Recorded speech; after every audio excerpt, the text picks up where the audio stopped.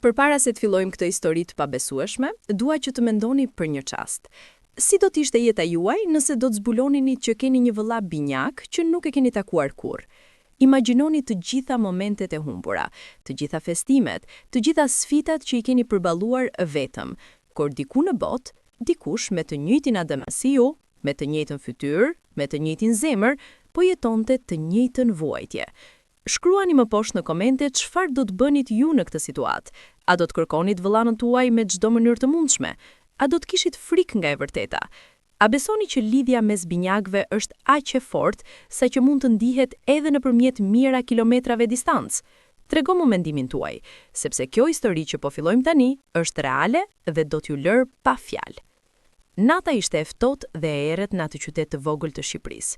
Yjet shkëlqenin lart në qiell, por brenda mureve të bardhë të maternitetit, një grua e re luftonte me dhimbjen më të madhe të jetës së saj. Jo vetëm dhimbjen fizike të lindjes, por edhe dhimbjen shpirtërore që e coptonte nga brenda. Ajo e dinte se çfarë do të ndodhte pas disa orësh. E dinte që jeta e saj dhe jeta e krijesave që po silleshin në këtë botë nuk do të ishte kurrë e njëjtë. Emri i saj ishte Lira. Vetëm 21 vjeç, me sy të thellë kafe që dikur shkëlqenin plot ëndra, por tani ishin të mbushur me lotë që nuk pushonin së rrjedhuri. Flokët e saj të zinj bien përreth fytyrës së zbehtë, dhe duart i dridheshin ndërsa i mbante mbi barkun e rrumbullakuar. Ajo ishte vetëm, plotësisht vetëm në këtë dhomë të vogël spitali, pa familje, pa miq, pa askënd që ta mbante për dorë dhe t'i thoshte që gjithçka do të shkonte mirë. Por Lira e dinte që asgjë nuk do të shkonte mirë. Jo kështu. Ditët e fundit të shtatzanisë i kishte kaluar në një gjendje të vazhdueshme ankthi. Çdo natë kur mbyllte syt, shihte fytyrën e tij, burrit që i kishte braktisur kur kishte zbuluar se ishte shtatzën. Ai që i kishte premtuar dashuri të përjetshme, ai që i kishte thënë se do të ndërtonin një familje së bashku, ai që kishte ikur pa u kthyer kurrë mbrapa kur e kishte dëgjuar lajmin. Lira kishte mbetur pas tre, pa para, pa të ardhme. Familja e saj e kishte mohuar kur kishte refuzuar të abortonte fëmijën. Je turp për ne, i kishin thënë. Nuk të dua më në këtë shtëpi. Edhe kështu, Lira kishte gjetur strehim te një shoqe e largët. Kishte punuar gjysmë kohe në një dyqan të vogël, duke fshehur barkun e rrumbullakuar në rroba të gjëra, duke kursyer çdo lek për ditën kur do të lindnin fëmijët. Po, fëmijët, sepse në muajin e 6 të shtatzanisë, mjeku i kishte dhënë lajmin që e kishte lënë pa frym. Ishte shtatzën me binjak. 2 djem, 2 jetë të vogla që po rriteshin brenda saj, 2 zemra që rrahnin në harmoni, 2 engjëj të pafajshëm që nuk kishin zgjedhur të vinin në këtë botë në këtë mënyrë. Lira i donte më shumë se çdo gjë tjetër në univers. Por dashuria, e dinte ajo, ndonjëherë nuk është e mjaftueshme. Ndonjëherë dashuria kërkon sakrifica që coptojnë shpirtin. Dhimbjet e lindjes filluan në mes të natës. Lira u zgjua me një dhimbje aq të fortë sa që nuk mund të bërtiste. Shoqja e saj e çoi me nxitim në maternitet, ku infermierët e çuan menjëherë në sallën e lindjes. Orë pas ore, Lira vuajti. Çdo dhimbje fizike ishte asgjë krahasuar me dhimbjen shpirtërore që e coptonte nga brenda. Ajo e dinte se çfarë do të ndodhte pas disa orësh. E dinte që jeta e saj dhe jeta e krijesave që po silleshin në këtë botë nuk do të ishte kurrë e njëjtë. Vëroren e errët mëngjistonte. Në orët e hershme të mëngjesit, kur qielli filloi të zbehte nga ngjyra e zezë në gri të errët, u dëgjua britma e parë. Djali i parë kishte ardhur në botë. Lira dëgjoi zërin e tij të vogël, një britëm që e coptoi zemrën në copa. Infermierja e mbështolli në një pëlhur të bardhë dhe për një çast, vetëm për një çast të shtrenjtë, ia solli te Lira. Ajo pa fytyrën e tij, sytë e mbyllur, buzët e vogla roz, nunen e imet. Ishte i përsosur, ishte i saj, dhe ajo nuk mund ta mbante. Lotët i ranë mbi fytyrën e vogël të foshnjës, ndërsa Lira e puthi ballin e tij me aq dashuri sa që mendoi se do të vdiste nga dhimbja. Më fal, zemra ime e vogël. Më fal që nuk mund të jem nëna jote. Më fal që nuk jam mjaftueshëm e fortë. Infermierja e mori fëmijën me butësi, dhe Lira ndjeu sikur ju hiqnin pjesën më të mirë të shpirtit, por nuk kishte kohë për të vajtuar më shumë, sepse dhimbjet po vinin përsëri. Djali i dytë po vinte. 15 minuta më vonë u dëgjua britma e dytë, një zë shumë i ngjashëm me të parin, por njëkohësisht i ndryshëm. Infermierja e mbështolli edhe këtë fëmijë dhe ja solli Lirës. Për një çast të shtrenjtë, Lira mbajti në krah të dyja fëmijët e saj. I shikoi fytyrat e tyre identike, dy shpirtra të vegjël që kishin ardhur së bashku në këtë botë, që duhej të rriteshin së bashku, që duhej të ishin bashk për gjithmonë. Por kjo nuk do të ndodhte. Nuk mund t'i mbaj, tha Lira me një zë që meci dëgjohej. Nuk kam ku t'i çoj, nuk kam çfarë t'u jap, do të vdisin uri me mua. Mjeku që ishte në dhomë e shikoi me dëmshuri. Kishte parë shumë gra në këtë situatë gjatë karrierës së tij, por kjo nuk e bënte më të lehtë. A je e sigurt? Pyetja i butshit. Ka organizata që mund të ndihmojnë, por Lira tundi kokën. Kishte menduar për këtë çdo natë me muaj me radhë, kishte shqyrtuar çdo mundësi. Nuk kishte punë të qëndrueshme, nuk kishte streh, nuk kishte familje ta mbështeste. Si mund t'i rris 2 fëmijë kur vetë mezi mbijetonte? Si mund t'u jepte tyre jetë të mirë kur ajo vetë nuk kishte asgjë? Dhua kthedhis. Por këmbët nuk e mbanin. Trupi ishte i dobët pas lindjes, dhe shpresa ishte edhe më e dobët. Natën e kaloi duke qarë, zëri i saj i mbytur në jastëk, trupi i shkund nga të qarat që nuk pushonin. Çdo pjesë e saj donte të kthehet në kohë, të bëjë zgjedhje të ndryshme, të jetojë ndryshe, por koha nuk kthehet mbrapa, dhe zgjedhjet tashmë ishin bërë. Në mëngjes, Lira u largua nga materniteti, e zbrazët, e thyer, me gjoksin plot qumësh që nuk kishte kujt ja jepte. Ecste nëpër rrugët e qytetit, pa dije ku po shkonte. Njerëzit kalonin pranë saj, të shpejt në punët e tyre, pa ditur që ajo sapo kishte humbur gjithçka që kishte rëndësi. Ajo nuk e dinte që vendimi i saj, vendimi më i vështirë i jetës së saj, do të krijonte 2 histori plotësisht të ndryshme. Nuk e dinte që fëmijët e saj do të rriteshin në vende të ndryshme, do të mësonin gjuhë të ndryshme, do të jetonin jetë plotësisht të ndryshme. Dhe nuk e dinte që një ditë, pas shumë vitesh, këta 2 djem do të kërkonin njëri tjetrin. Por kjo është një histori që sapo fillonte. Në maternitetin në Tiranë, 2 foshnja të vogla qëndruan në djep pranë njëri tjetrit për 2 ditë të plota. Infermierët i shikonin me dëmshuri, 2 binjak identik që tashmë ishin bërë jetim. Ata ishin aq të vegjël, aq të pafajshëm, aq të pambrojtur, dhe ata nuk e dinin se jeta e tyre po merrte një drejtim që do t'i ndante përgjithmonë. Organizata e adoptimit punoi shpejt.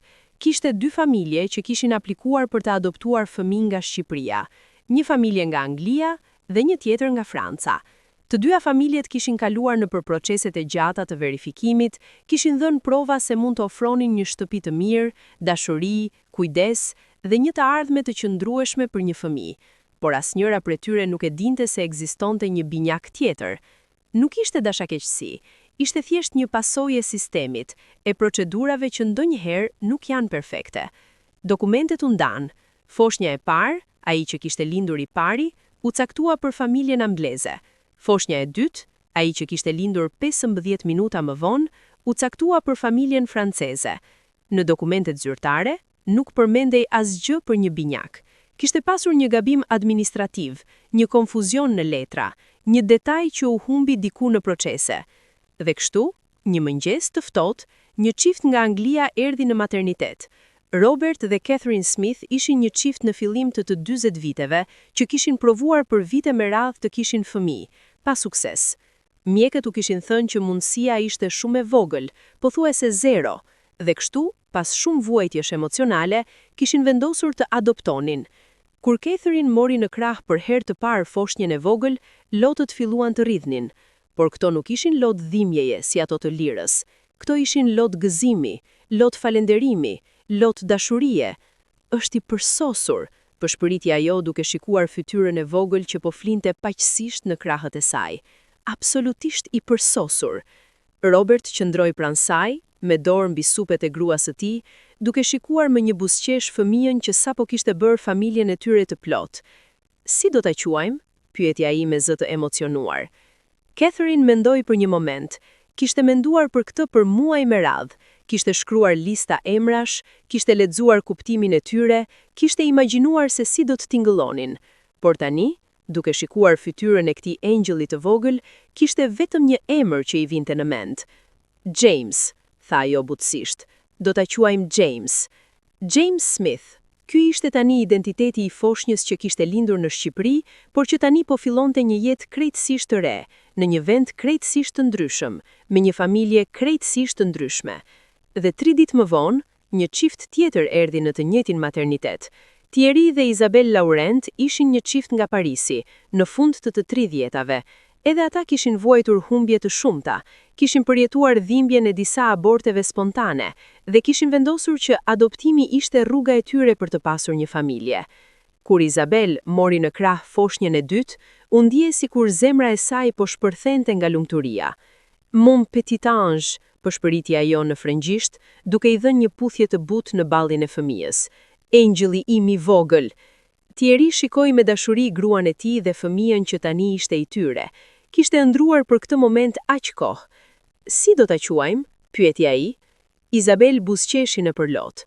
Kishte një emër që e dashuronte gjithmonë, një emër që i kujtonte gjyshin e saj që kishte vdekur, një emër që mbante histori familjare. Julien, tha ajo butësisht. Do ta quajmë Julien. Julien Laurent. Ky ishte identiteti i ri i binjakut të dytë. Edhe ai, si vllai i tij që nuk e njihte, po fillonte një jetë krejtësisht të re, në një vend krejtësisht të ndryshëm, me një familje krejtësisht të ndryshme. Dhe kështu, dy fëmijë që kishin ndarë të njëjtën mitër për 9 muaj, që u lindën vetëm me 15 minuta ndryshim, u ndanë. Njëri u soll në një shtëpi të madhe në periferi të Londrës, me kopsht të gjelbër dhe dhomë plot lodra, tjetri u soll në një apartament elegant në Paris, me pamje nga sena dhe mure plot piktura artistike. James u rrit duke dëgjuar anglisht. Fjalët e para që mësoi ishin mami dhe daddy. Hapi i parë që hodhi ishte në kopshtin e familjes Smith, ndërsa Catherine bërtiste me gëzim dhe Robert xhironte me kamer. Ditëlindja e tij e parë u festua me një tortë të vogël me formën një makine, dhe ai keshte duke shtypur duart e vogla në tortë, duke i bërë Catherine dhe Robert të qeshin derisa të qanin nga gëzimi. Julien u rrit duke dëgjuar frëngjisht. Fjalët e para që mësoi ishin maman dhe papan.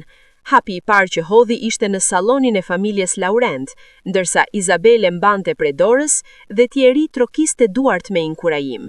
Ditëlindja e tij e parë u festua me një tortë të vogël me formën një makine, formën e një ylli, dhe ai u hutua duke parë qiririn që po digjej. Përpastaj, buzëqeshi aq bukur sa që Isabelle filloi të qajë nga emocionimi. Dy jetë paralele që po fillonin në dy cipe të ndryshme të Europës. Dy djemë që dukeshin eksaktësisht njësoj, që ndanin të njëjtin ADN, që ishin vidhur në një mënyrë që shkenca ende nuk e kupton plotësisht, por që po rriteshin pa e ditur për ekzistencën e njëri tjetrit. Catherine dhe Robert ishin prindër të devotshëm. Ata e dhanë të gjitha që një fëmijë mund të dëshironte: dashuri, vëmendje, edukim, mundësi. James ishte një fëmijë i lumtur, qeshte shpesh, luante me pasion, ishte kurioz për gjithçka. Por kishte diçka që Catherine e vuri re që nga fillimet e hershme. Ndonjëherë, James do të ndalej në mes të një loje dhe do të shikonte larg, sikur po dëgjonte një zë që askush tjetër nuk e dëgjonte. Ndonjëherë do të pyeste: a kam një vëlla apo një motër? Catherine do të ndjente një ngulfatje në gjoks sa herë që dëgjonte këtë pyetje. Ata i kishin thënë James që ishte i adoptuar, por nuk i kishin thënë gjithçka. Si mund t'i shpjegoje një fëmijë të vogël se kishte një nën biologjike diku në Shqipëri që e kishte lënë? Si mund t'i thoshte se nuk e dinin nëse kishte vëllezër apo motra biologjik? Ti je fëmia ynë i veçantë, do t'i thoshte ajo, duke e përqafuar fort, dhe ne të duam më shumë se gjithçka në këtë botë. James do ta pranonte këtë përgjigje kur ishte i vogël, por pyetjet nuk pushonin kurrë plotësisht. Kishte një ndjenjë të brendshme, diçka që nuk mund ta shpjegonte, një ndjenjë që i mungonte diçka, që ishte një pjesë e tij diku tjetër. Në Paris, Isabelle dhe Thierry po jetonin një përvojë shumë të ngjashme me Julien. Edhe ai ishte një fëmijë i lumtur, plot energji, kurioz, inteligjent, por edhe ai kishte momente kur dukej sikur ishte diku tjetër me mendje. Ndonjëherë do të ëndrronte për një djalë që i ngjante shumë dhe do të zgjojë duke qarë, pa e ditur pse. "Çfarë ke zemrën time?" do ta pyeste Isabelle, duke e përqafuar. "Nuk e di, mama," do të përgjigjej Julien. "Ndihem sikur më mungon dikush, por nuk e di kush." Isabelle do ta shikonte me shqetësim. Kishte lexuar për lidhjen midis binjakëve, kishte dëgjuar histori se si binjakët që ndahen shpesh ndjejnë një lidhje misterioze edhe kur janë larg, por nuk e dinte që Julien kishte një binjak. Dokumentet nuk thoshin asgjë për këtë. Ata mendonin se Julien ishte i vetëm, se nuk kishte vëllezër apo motra biologjik. Ti je këtu me ne, do t'i thoshte ajo butësisht, dhe ne do t'i jemi gjithmonë këtu për ty. Vitet kaluan. James filloi shkollën fillore në një shkollë të mirë në Londër. Ishte i zgjuar, i përgjegjësh dhe i dashur nga mësuesit, por kishte një anë të tij që prindrit e tij e vunë re. Ai shpesh ndjehej i vetmuar, edhe kur ishte i rrethuar nga shokët. Kishte një dëshirë të fortë për t'u lidhur me dikën në një nivel më të thellë. Në anën tjetër, Julien filloi shkollën në një shkollë prestigjioze në Paris. Edhe ai ishte një nxënës i shkëlqyer, por kishte një shqetësim të brendshëm që nuk e kuptonte. Shpesh ëndëronte për vende që nuk i kishte parë kurrë, për fytyra që nuk i njihte, për një ndjenjë se kishte jetuar një jetë tjetër diku tjetër. Psikologu që Izabel e qoi Julienin kur ishte 8 vjeç, tha se kjo mund të ishte një mënyrë që truri i tij po përpunonte faktin e adoptimit. Fëmijët e adoptuar shpesh kanë pyetje për origjinën e tyre, shpjegoi psikologu.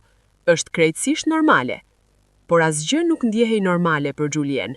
Ai ndjente në thellësi të qenies së tij që kishte diçka që i mungonte, një pjesë kyçe e identitetit të tij që nuk e kishte gjetur ende. Në Paris, Catherine dhe Robert po kalonin një bisedë të ngjashme me James. Linde në Shqipëri, tha Catherine, dhe nëna jote biologjike të doni aq shumë sa dëshiroi që të kishe një letë që ajo nuk mund ta jepte. James e thithi këtë informacion. A mund ta takoj nënën time biologjike? Pyeti ai me zë të etur. Ndoshta ndonjë ditë, kur të jesh më i madh, nëse dëshiron, mund të kërkojmë. Atë natë, James ra në shtrat dhe u përpoq të imagjinonte Shqipërinë, vendin e lindjes së tij. U përpoq të imagjinonte nënën e tij biologjike, se si dukej ajo, pse e kishte lënë. Por më shumë se gjithçka, u përpoq të imagjinonte nëse kishte dikë tjetër atje, një vëlla, një motër, dikush që e lidhte me të kaluarën e tij. Në Paris, Thierry dhe Isabel po kalonin një bisedë të ngjashme me Julien. Linde në Shqipëri, tha Isabel, dhe nëna jote biologjike të doni aq shumë sa dëshiroi që të kishe një letë që ajo nuk mund ta jepte. Julien ishte i qetë për një kohë të gjatë, duke përpunuar këtë informacion. Mendoj shpesh për të, tha ai në fund, edhe pse nuk e njoh, e ndjej. Isabel do ta përqafoj. Kështu është normale, mon sheri, dhe ne do të jemi gjithmonë këtu për ty, pavarësisht prej çfarë. Por edhe Julien, si James, kishte një pyetje që nuk pushonte të shqetësonte. A kishte dikë tjetër? A kishte një pjesë të historisë që nuk e dinte? James u rit në një lagje të qetë në periferi të Londrës, ku shtëpit kishin kopshte të mëdha dhe rrugët ishin të sigurta për fëmijët që luanin futboll pas shkollës. Shtëpia e familjes Smith ishte një ndërtesë me 2 kate, me mure me tulla të kuqe dhe dyer të bardha. Dhoma e James ishte e mbushur me lodra, libra dhe posterat e ekipeve të futbollit. Robert e kishte çuar në stadiumin Wembley për herë të parë kur ishte 8 vjeç, dhe James kishte rënë në dashuri me sportin. Çdo të shtunë, Robert dhe James shkonin në park për të luajtur futboll. Catherine shpesh ulej në bank dhe i shikonte, me një libër në duar, por syt gjithmonë mbi të birin që vraponte pas topit me aq entuziazëm. Kishte momente kur zemra i mbushej me kaq shumë dashuri sa që mendonte se do të shpërthente. Ky djalë, ky fëmijë që nuk ishte lindur nga trupi i saj, ishte gjithçka për të. Ishte bërë kuptimi i jetës së saj. Por Catherine gjithashtu e shikonte diçka te James që e shqetësonte. Edhe kur qeshte, edhe kur luante me shokët e shkollës, kishte një moment ku shikimi i tij dohej i largët, sikur po kërkonte diçka që nuk mund ta gjente. Një herë kur ishte 11 vjeç, James i kishte thënë: "Mami, ndonjëherë ndihem sikur jam vetëm gjysmë një personi të plot, si po më mungon diçka, por nuk e di se çfarë." Catherine e kishte përqafuar fort, duke u përpjekur të mos qante. "Ti je i plot, James, je krejtësisht i plot dhe i përsosur ashtu siç je." Por James nuk ishte i bindur. Ndjenja nuk shkonte. Ishte sikur kishte një boshllëk brenda tij që asgjë nuk mund ta mbushte. Në shkollë, James ishte një nxënës i mirë, veçanërisht i mirë në matematikë dhe shkenca. Mësuesit e tij thonin se kishte një mendje analitike të mprehtë, por ajo që e dallonte më shumë ishte ndjeshmëria e tij. Ishte ai që do të vinte re kur një shok ishte i trishtuar, ai që do të ofronte ndihmë pa u kërkuar, ai që do të qëndronte me fëmijët që ishin të izoluar. Një mësues, zonja Thompson, e kishte tërhequr mënjan një ditë pas orës.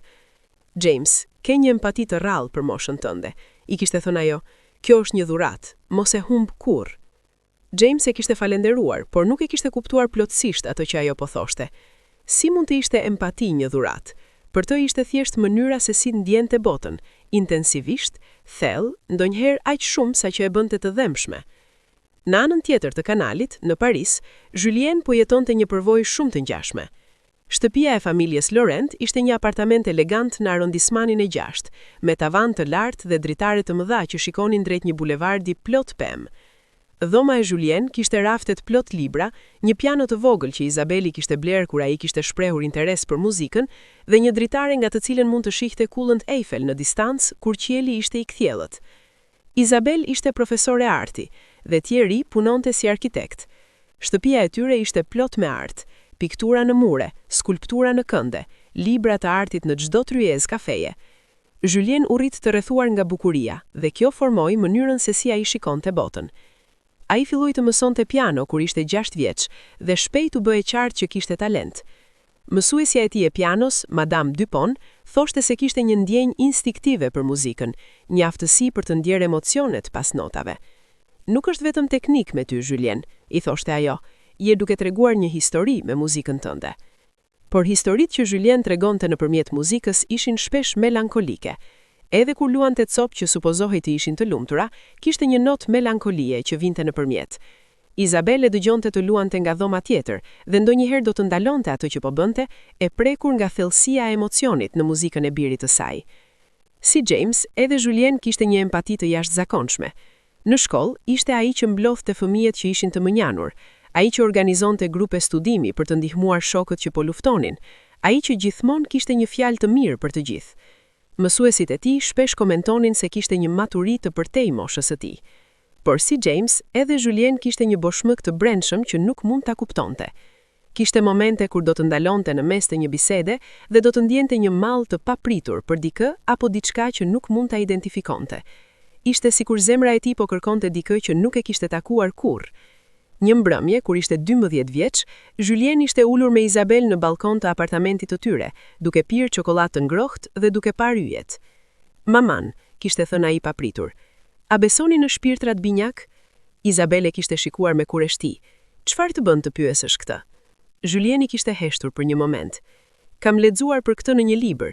Ideja që ka dikë në botë që është si gjysma jote e tjetër, dikush që të plotson. Më pëlqen të mendoj që një gjë e tillë mund të ekzistojë." Izabel e kishte përqafuar. "Besoj që ka njerëz që lidhen në mënyra të veçanta dhe ndoshta një ditë do ta gjesh atë lidhjen e veçantë."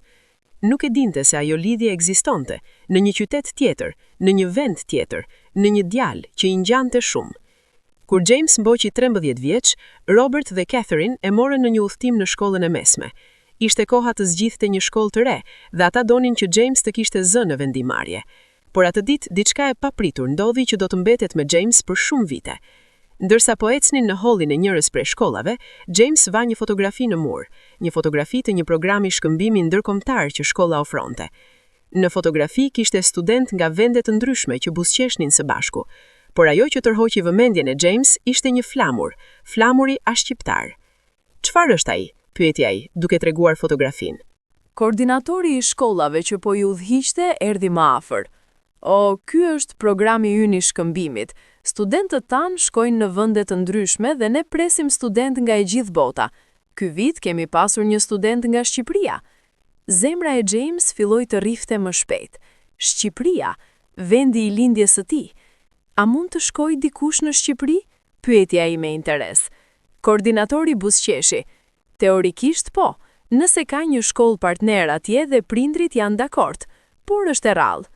Atë natë, James nuk mund të flinte. Mendonte për Shqipërinë, për origjinën e tij, për gjithë pyetjet që nuk kishin përgjigje, dhe për herë të parë filloi të mendoj seriozisht për mundësinë e kthimit atje një ditë. Në Paris, diçka e ngjashme po ndodhte me Julien.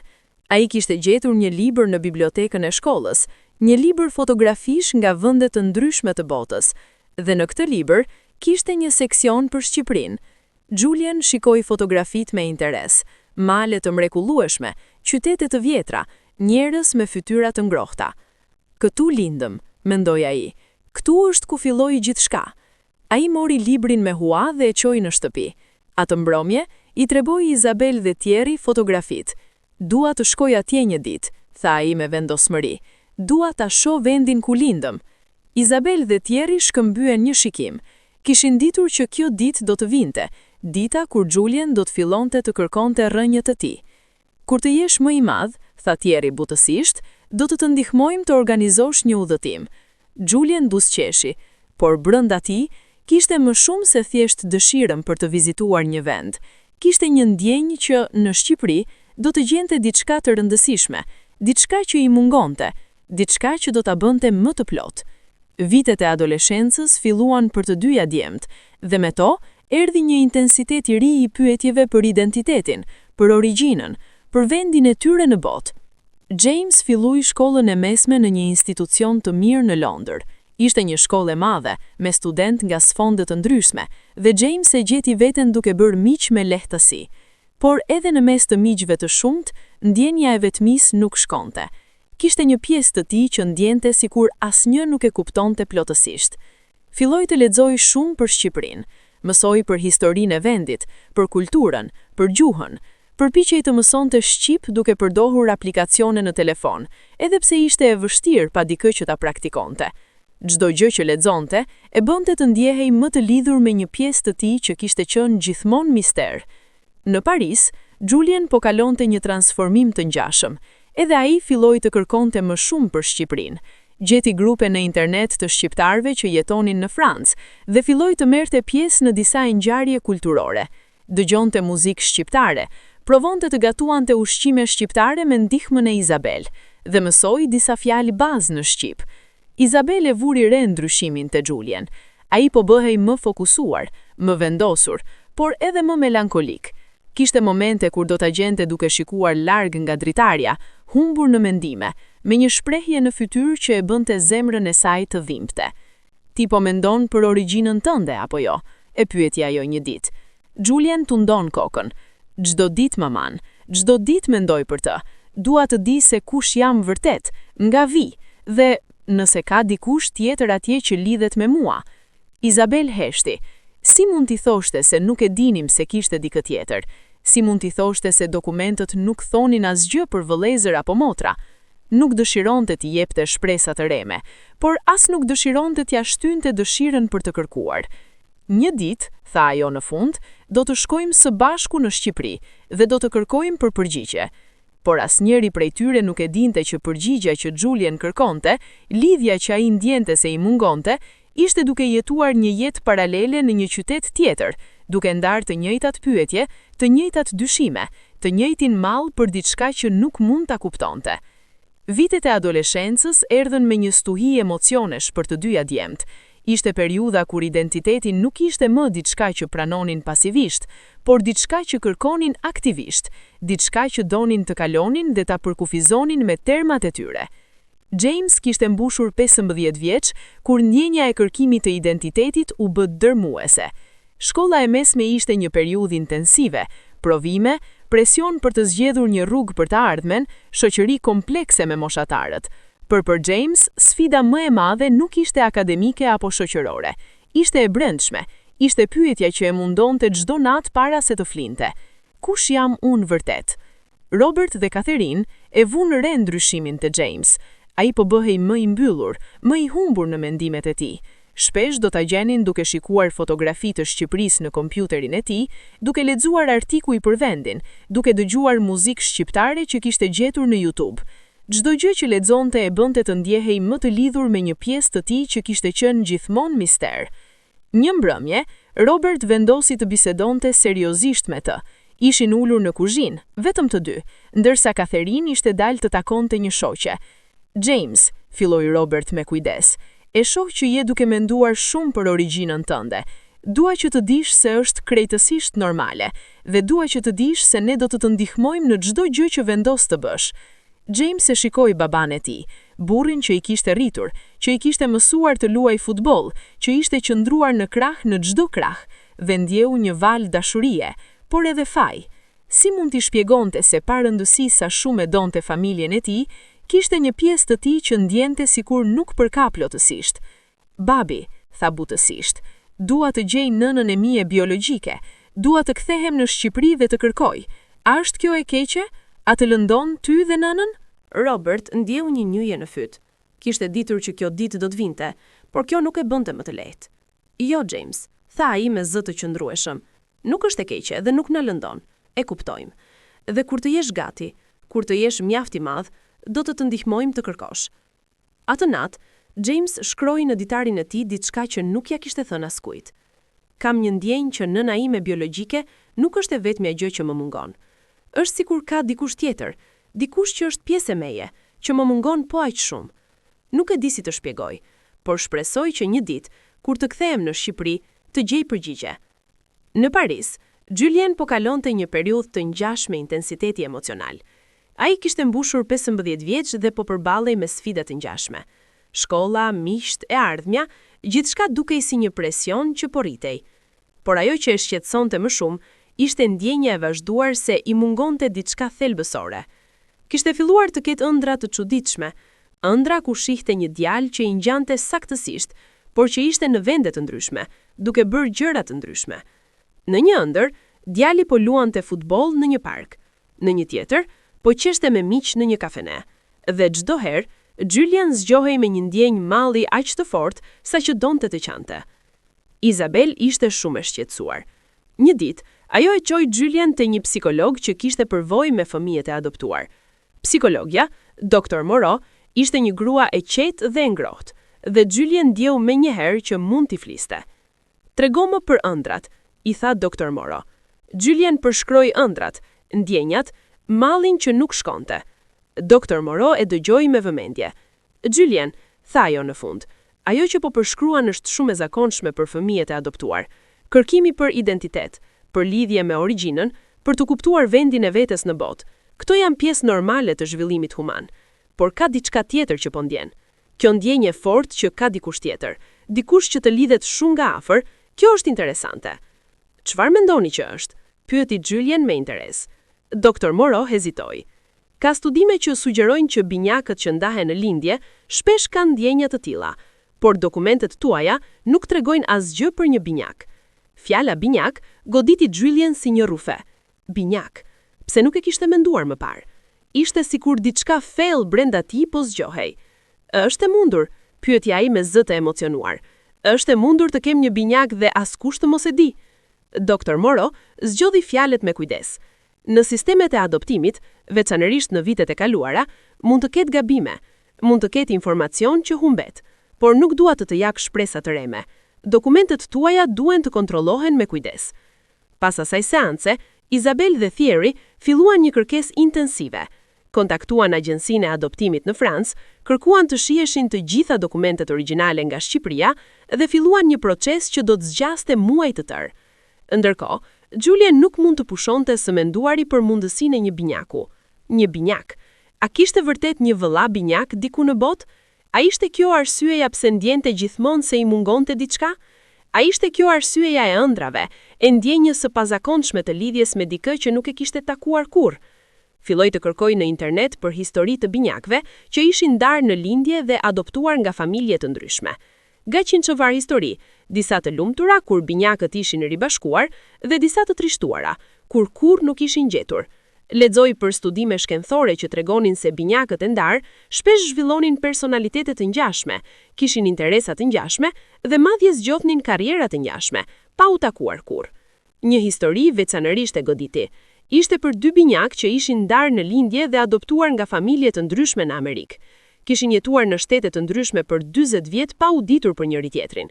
Kur në fund u takuan, zbuluan se të dyja kishin emërtuar qentë e tyre me të njëjtin emër, të dyja kishin zgjedhur të njëjtin profesion dhe të dyja kishin martuar gra me emra identik. Historia dukej e pabesueshme, por ishte e dokumentuar mirë.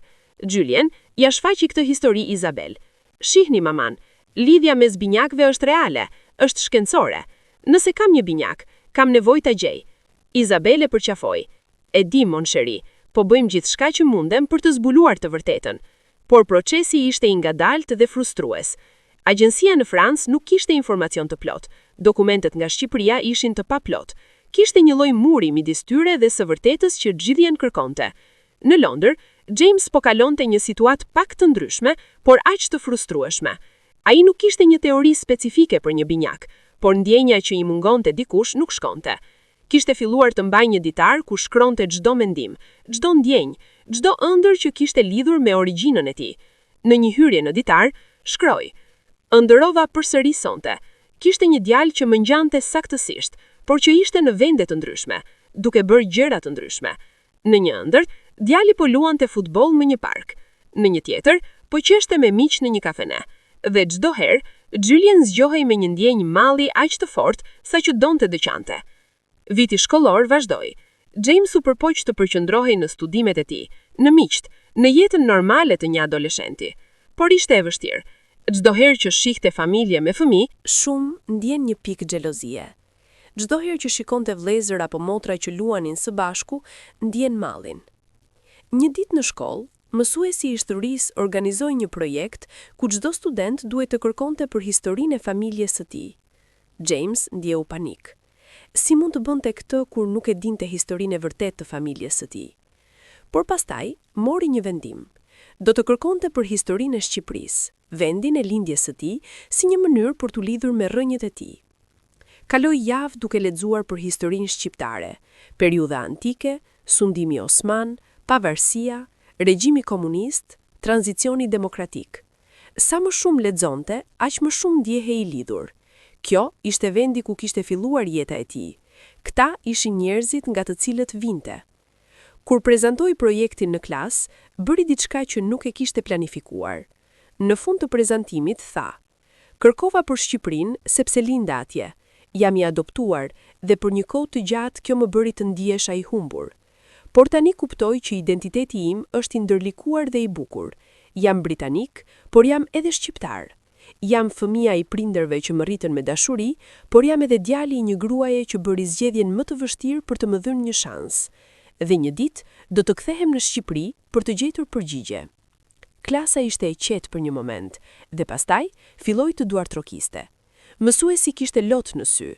"Faleminderit që e ndave këtë me ne, James," tha ai. "Kjo është një histori e fuqishme."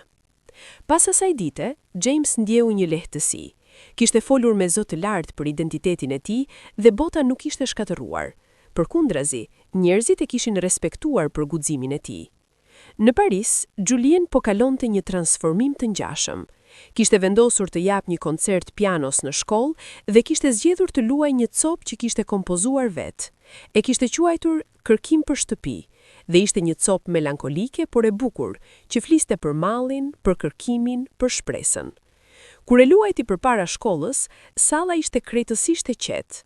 Çdo notë dukej si po tregonte një histori. Historinë e një djali që kërkonte vendin e tij në botë, që kërkonte lidhje që nuk i kishte gjetur ende, që shpresonte për një të ardhme ku të gjitha copat do të bashkoheshin. Kur mbaroi, kishte një moment heshtjeje dhe pastaj duartrokitje të zhurmshme. Isabel dhe Thierry ishin në audiencë dhe të dyja qanin. Ishin krenare për birin e tyre, por edhe të dhemshur për dhimbjen që po përjetonte. Pas koncertit, një vajzë nga klasa e Julien ju afrua. Emri i saj ishte Sophie dhe kishte qenë gjithmonë e qetë dhe e rezervuar.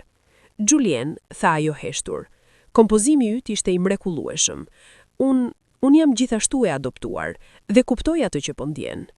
Julien e shikoi me befasi. "Vërtet? Nuk e dija." Sophie buzëqeshi me trishtim. "Nuk e flas shpesh, por prezantimi yt më emocionua shumë. Ndonjëherë ndjej sikur askush nuk e kupton se si është në mosdish nga vjen, por ti e kupton." Ata filluan të bëhen miq të ngushtë. Sophie ishte adoptuar nga Kina dhe ajo gjithashtu po kalonte procesin e kërkimit të identitetit. Kishin biseda të gjata për ndjesitë e tyre, për pyetjet që nuk kishin përgjigje, për shpresat për të ardhmen. Ndonjëherë mendoj se ndoshta është më mirë të mos kërkosh shumë, ndoshta disa përgjigje do të bëjnë më shumë dhimbje se sa mosditja. Por Julien tundi kokën. "Nuk mund të ndalë së kërkoja. Është si një zjarr brenda meje që nuk shuhet. Kam nevojë të di, kam nevojë të gjej." Sophie e kuptoi. Atëherë shpresoi të gjesh atë që po kërkon. Javët shndëruan në muaj dhe muajt në vite. James dhe Julien ishin duke u afruar me ditëlindjen e tyre të 18, një moshë që në shumë kultura konsiderohet fillimi i të qenit të rritur. Por për këta dy djem, kjo ditëlindje kishte një kuptim edhe më të thellë. Ishte mosha kur ligjërisht mund të kërkonin për informacion për origjinin e tyre, pa pasur nevojë për lejen e prindërve. James e kishte nimëruar ditët deri në ditëlindjen e tij. Robert dhe Catherine e dinin këtë dhe kishin vendosur të bënin diçka të veçantë. Ditën para ditëlindjes së tij e thirrën për një bisedë serioze. James, tha Robert, e dim se nesër mbush 18 vjeç. E dim se kjo është një moshë që e ke pritur me padurim, jo vetëm sepse do të jesh ligjërisht i rritur, por edhe pse do të kesh akses për informacion për origjinën tënde. James ndjeu zemrën duke rrahur. Po? Catherine vazhdoi, duke mbajtur dorën e tij. Kemi bërë kërkime të veta këta vitet e fundit. Kemi kontaktuar agjencinë e adoptimit, kemi kërkuar dokumentet origjinal nga Shqipëria dhe kemi gjetur diçka që nuk e dinim më parë. Koha dukej si ngadalsohej. James mund të dëgjonte vetëm rrahjet e zemrës së tij. Një binjak? Përsëriti James me zë që me dihej. Kam një vëlla binjak? Ndoshta, tha Catherine me kujdes. Dokumentet nuk janë të qarta, ka qenë konfuzion, por jo, ka një mundësi të shtrëmt që të kesh një vëlla binjak që është adoptuar nga një familje tjetër. James u ngrit dhe filloi të ecte përpara e mbrapa në dhomë. Mendja i rrotullohej me mijëra mendime njëkohësisht. Gjithë ato vite duke ndjerë se i mungonte dikush, gjithë ato ëndra për dikë që i ngjante, gjithë ai mall i papërshkrueshëm, kishte një arsye. Kishte një vëlla binjak diku në botë. Ku është ai? Pyeti ai, duke u kthyer drejt prindërve të tij. Ku është vëlla im? Robert dhe Catherine shkëmbyen një shikim të dhemshur. Nuk e dim, tha Robert. Agjencioni po kërkon, por procesi është i ngadalt. Ka probleme me privatësinë, me ligjet e ndryshme në vende të ndryshme, por po bëjmë gjithçka që mundemi. James ra në divan duke mbajtur kokën me duar. 18 vjet, përshpëriti. Kam jetuar 18 vjet pa e ditur që kam një vëlla binjak. Ai ka jetuar 18 vjet pa e ditur për mua. Sa kohë kemi humbur, sa momente kemi humbur. Catherine u ul pranë tij dhe e përqafoi. E dim që është shumë për të përpunuar, por tani e di dhe do të bëjmë gjithçka për ta gjetur. Atë natë, James nuk fleu fare. Qëndroi zgjuar duke menduar për vëllain e tij. Si dukej ai? A i ngjanin? Me siguri ngjanin. Ishin binjak. Çfarë gjuhë fliste? Ku jetonte? Çfarë interesash kishte? A ndjente edhe ai të njëjtën lidhje misterioze që James kishte ndjerë gjithë jetën? Në mëngjes, në ditëlindjen e tij të 18, James mori një vendim. Do të shkonte në Shqipëri. Do të kërkonte për nënën e tij biologjike dhe do të kërkonte për vëllain e tij. Do të përdorte çdo mjet, çdo burim, çdo mundësi për t'i gjetur të dy. Në të njëjtën kohë, në Paris, po ndodhte një skenë shumë e ngjashme. Isabel dhe Thierry kishin thirrur Julien për një bisedë serioze një javë para ditëlindjes së tij të 18. Julien, filloi Isabel me zë të emocionuar, kemi diçka shumë të rëndësishme për të thënë, diçka që do ndryshojë gjithçka që mendon për veten tënde. Julien u ul duke ndjerë tensionin në dhomë. Çfarë është? Thierry mori një frymë të thellë. Gjatë këtyre viteve të fundit, kemi bërë kërkime intensive për origjinën tënde.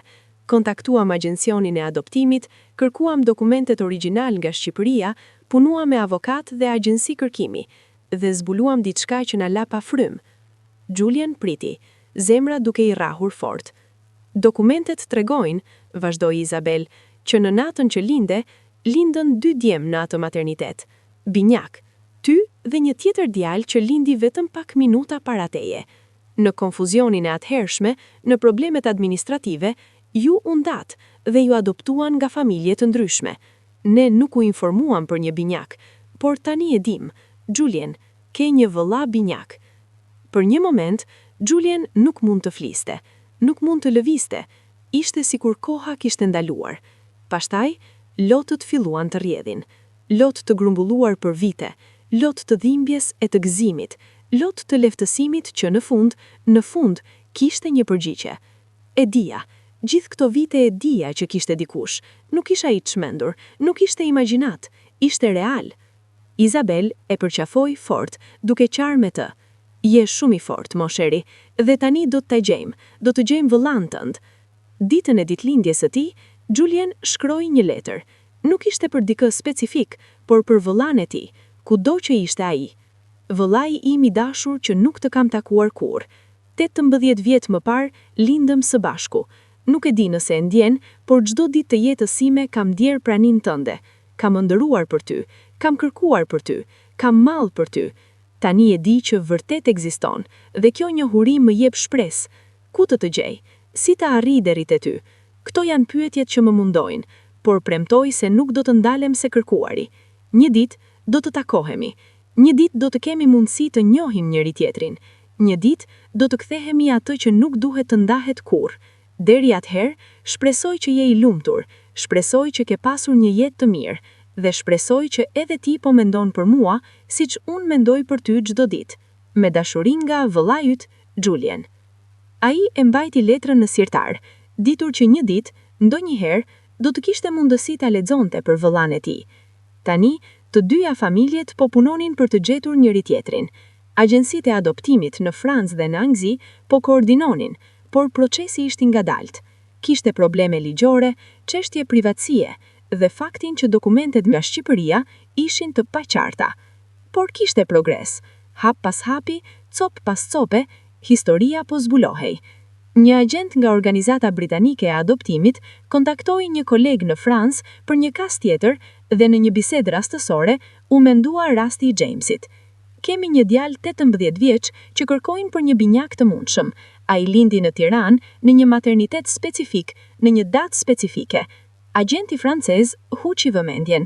Këtë e kemi edhe ne, tha ai me ngutë. Një djalë i adoptuar nga një familje franceze i lindur në të njëjtin vend, në të njëjtën ditë. Dhe kështu, lidhja filloi të bëhej. Dy agjenci të ndryshme në dy vende të ndryshme filluan të punojnë për të verifikuar nëse këta dy djem ishin vërtet binjak. Procesi kërkoi teste ADN-je, verifikim dokumentesh dhe koordinim mes shtetesh. Por për James dhe Julian, çdo ditë që kalonte pa informacion ishte torturë. James kishte filluar të mësonte frëngjisht, duke menduar që ndoshta vëllai i tij jetonte në një vend frankofon. Julian kishte filluar të mësonte anglisht më seriozisht, duke menduar të njëjtën gjë.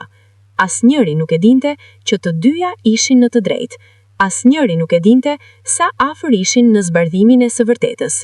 Vitet pas ditëlindjes së 18 ishin ndër më të vështirat për të dyja djemt. Të dish që ke një vëlla binjak diku në botë, por të mos dish ku, si ta gjesh, apo nëse do ta takosh ndonjëherë, kjo është një lloj torture që pak njerëz mund ta kuptojnë. James hyri në universitet në Londër, duke studiuar gjuhë dhe marrëdhënie ndërkombëtare. Kishte zgjedhur këtë fushë për një arsye specifike. Donte të mësonte sa më shumë gjuhë të mundshme, të kuptonte kulturat e ndryshme dhe të kishte aftësitë që do t'i nevojiteshin për të kërkuar në përbot për vëllain e tij. Mësoi frëngjisht, gjermanisht dhe sigurisht vazhdoi me shqipen. Profesori i tij i shqipes, një burr i moshuar nga Kosova që ishte zhvendosur në Londër shumë vite më parë, u bë një lloj mentori për të. Pse dëshiron të mësosh shqip? E kishte pyetur profesori në ditën e parë të klasës. Sepse jam shqiptar, kishte përgjigjur James me vendosmëri. Linda në Shqipëri dhe dua të lidhem me rrënjët e mia. Profesori kishte buzëqeshur me mirë kuptim. Kjo është një arsye e bukur. Do të mësoj jo vetëm gjuhën, por edhe kulturën, historinë, shpirtin e popullit shqiptar. Dhe ashtu bëri. Në orët e gjuhës, James mësoi jo vetëm gramatik dhe fjalor, por edhe poezi shqiptare, muzikë tradicionale dhe histori të pasura të kulturës. Sa më shumë mësonte, aq më shumë ndjehej i lidhur me vendin e lindjes së tij. Por pjesa më e vështirë ishte pritja. Çdo javë kontaktonte agjencionin e adoptimit për të pyetur nëse kishte progres. Çdo herë përgjigjja ishte e njëjtë. Jemi duke u punuar në të. Procesi merr kohë. Kohë, ajo fjalë që i dhemte më shumë se çdo fjalë tjetër. Sa kohë, sa vite të tjera duhet të prisnin, sa momente të tjera do të humbnin. Në Paris, Julien kishte bërë një zgjedhje të ngjashme për studimet e tij. Kishte hyrë në një program për muzikë dhe gjuhë në Sorbonne. Vazhdoi me pianon, por gjithashtu studioi gjuhësi, duke mësuar anglisht dhe gjermanisht përtej frëngjishtes së tij amtare. Shpesh luante piano në kafe të vogla në Paris, duke fituar pak para, por më shumë duke gjetur ngushëllim në muzikë. Kompozoi shumë copë gjatë këtyre viteve, të gjitha me temën e mallit, kërkimit dhe shpresës për ribashkim. Një mbrëmje, pas një performance në një kafe në Kartier Latin, një grua e vjetër i u afrua. Kishte lot në sy. Muzika jote prek shpirtin, i tha ajo në frëngjisht. Mund të ndjej dhimbjen, por edhe shpresën. Çfarë po kërkon fëmia im? Julien hezitoi, por kishte diçka në sytë e gruas që e bëri të ndihej i sigurt për t'i thënë të vërtetën. Po kërkoj vëllain tim, tha I butësisht. Jemi binjak, por u ndam në lindje. Nuk e kam takuar kur, por e ndjej çdo ditë. Po kërkoj për të. Gruaja e preku dorën e tij me butësi. Do ta gjesh, tha ajo me siguri. Një lidhje si ajo që përshkruan nuk prishet kurrë vërtet, vetëm fshihet për një kohë. Por do të gjesh rrugën për tek ai. Besoj në këtë. Fjalët e saj I dhan forcë për të vazhduar. Edhe kur ditët bëheshin të vështira, edhe kur pritja dukej e pafundme, mbante në mend fjalët e gruas. Do të ta gjesh. Gjatë këtyre viteve, të dyja djemt kaluan momente të errta. James kishte periudha depresioni, ku nuk donte të bënte asgjë veç se të qëndronte në dhomë duke menduar për vëllain që nuk mund ta gjente. Catherine shqetësohej shumë për të, dhe njëherë e kishte dërguar te një terapist.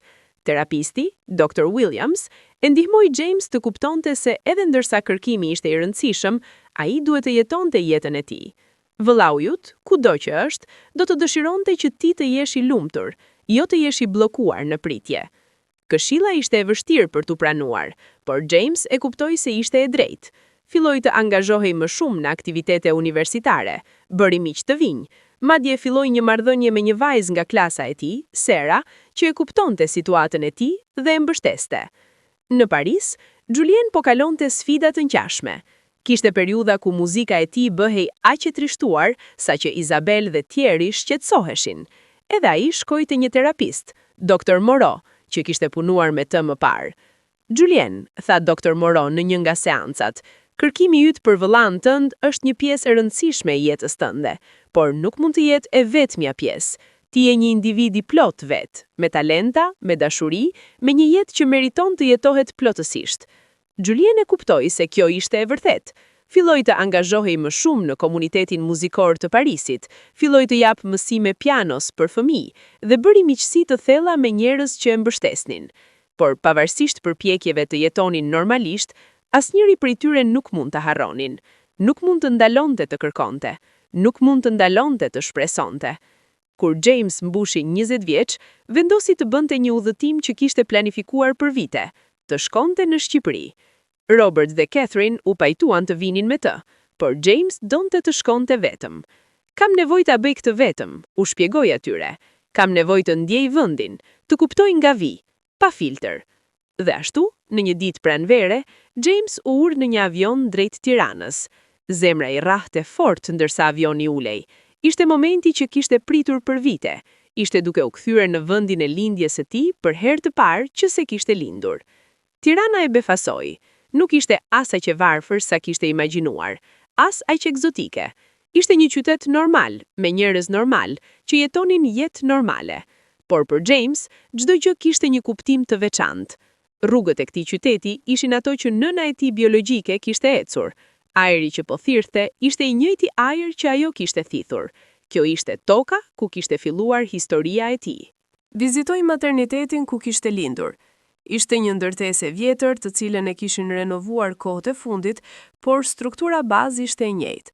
Dëshiroi të hynte, të shihte dhomën ku kishte lindur, por ndjen që ishte shumë e brendshme, shumë personale. Në vend kësaj, qëndroi jashtë, duke shikuar dritaret, duke u përpjekur të imagjinonte natën 20 vjet më parë, kur dy binjak kishin ardhur në botë. Kaloi ditë të tëra duke ecur nëpër Tiranë, duke folur me njerëzit, duke praktikuar shqipen e tij që ishte ende e kufizuar, duke vizituar muze dhe vende historike. Shkoi në malet rreth qytetit dhe shikoi pamjen e qytetit një lart. Në një moment, ulur në një shkëmbinj duke shikuar qytetin, James filloi të qaj. Ishin lot që kishte mbajtur brenda për shumë kohë, lot për nënën që nuk e njihte, lot për vëllain që nuk mund ta gjente, lot për të gjitha vitet e humbura, lot për mallin që nuk shkonte. Por ishin edhe lot shprese, sepse ishte këtu, ishte në vendin ku kishte filluar gjithçka, dhe një ditë, një mënyrë, do të gjente përgjigjet që kërkonte. Kur u kthye në Londër, James ndjehej I ndryshuar. Udhëtimi nuk I kishte dhënë përgjigje konkrete, por I kishte dhënë diçka më të rëndësishme, një ndjenjë lidhje me rrënjët e tij, një kuptim më të thellë të identitetit të tij. Në vitin e ndjekur, Julien bëri të njëjtin udhëtim. Edhe ai shkoi në Tiranë, edhe ai vizitoi modernitetin, edhe ai ecë nëpër rrugët e qytetit duke kërkuar një lidhje me të kaluaren e tij. Dhe edhe ai qau në të njëjtin shkëmbinj ku James kishte qarë, pa e ditur që vëllai i tij kishte qenë atje vetëm pak muaj më parë. Procesi i kërkimit vazhdonte. Agjencitë e adoptimit në Britani dhe Francë po punonin së bashku, por kishte shumë pengesa ligjore dhe burokratike. Dokumentet nga Shqipëria ishin ende të paplota. Kishte probleme me identifikimin, sepse dokumentet nuk kishin fotografia ADN-s në fëmijëria. Por pastaj, një zbulim i rëndësishëm ndodhi. Një infermiere e vjetër që kishte punuar në atë maternitet 20 vjet më parë, u gjendë dhe u intervistua. Ajo kujtonte natën kur kishin lindur binjakët dhe se kishte pasur konfuzion në dokumentet. Kujtonte që një çift nga Anglia kishte ardhur për një fëmijë dhe një çift nga Franca kishte ardhur disa ditë më vonë për tjetrin. Kjo ishte pika e parë konkrete që lidhte historitë e dy djemve. Tani agjencitë kishin emrat e dy familjeve, Smith dhe Laurent. Filluan procesin e kontaktimit dhe verifikimit, por edhe pasi të dy familjet u kontaktuan dhe u informuan që mund të kishte një përkim, kishte ende hapa që duheshin marrë. Teste ADN-s duheshin bërë të konfirmuan që James dhe Julian ishin vërtet binjak. Procesi kërkoi disa muaj të tjerë. James dhe Julian u informuan për zhvillimet, por u kërkua të mos kontaktonin njëri tjetrin derisa testi ADN-s të konfirmonte. Ishte marrëdhënës, por kuptohej, nuk duhej të ndërtonin shpresa për pastaj të zhgënjeheshin nëse rezultati ishte negativ. Por të dyja djemtë e dinin në zemër. James ndinte kur dëgjoi që kishte një djalë në Paris, i lindur në të njëjtën ditë me të, që po kërkonte gjithashtu për një binjak. Dhe Julian ndinte kur dëgjoi që kishte një djalë në Londër me të njëjtën histori. Nuk ishte rastësi, nuk ishte gabim, ishin vëllezër. Muajt e pritjes për rezultatet e testit ADN ishin tortura. Çdo ditë, çdo orë, çdo minutë ndjehej si një përjetësi. James nuk mund të përqendrohej në asnjë tjetër. Julian humbi peshë nga stresi dhe shqetësimi. Catherine dhe Isabel folën në telefon. Dy nëna që kishin rritur djemtë e tyre me dashuri, që tani po përgatisnin për mundësinë që djemtë e tyre të kishin një vëlla që nuk e njihnin. Ishte një situatë komplekse emocionale. Ishin të lumtura për djemtë e tyre, por edhe pak të friksuara se si kjo do të ndryshonte dinamikat familjare. Si është djali juaj? Pyeti Catherine. I mrekullueshëm, përgjigjeu Isabel. I talentuar, i ndjeshëm, i mençur, por edhe plagosur nga kjo situatë. Duaj që ta gjej atë që po kërkon, por gjithashtu duaj që të mos lëndohet më shumë. E kuptoj plotësisht, tha Catherine. Ndjejmë të njëjtën gjë. James ka vuajtur shumë, por tani, me shpresën që mund të jetë kaq afër përgjigjes, është si po shoh një dritë të re në sytë e tij. Dy gratë menduan se pavarësisht prej asaj që do të tregonte testi ADN-s, do të mbeten në kontakt. Kishin ndarë një përjetim të veçantë, të rritjes së dy djemve që mund të ishin vëllezër. Ishte një ditë e ftetë dimri kur rezultatet mbërritën. James ishte në apartamentin e tij studentor në Londër, kur mori telefonatën nga agjencia e adoptimit. Zemra i ngrinte në fyt kur dëgjoi zërin në anën tjetër.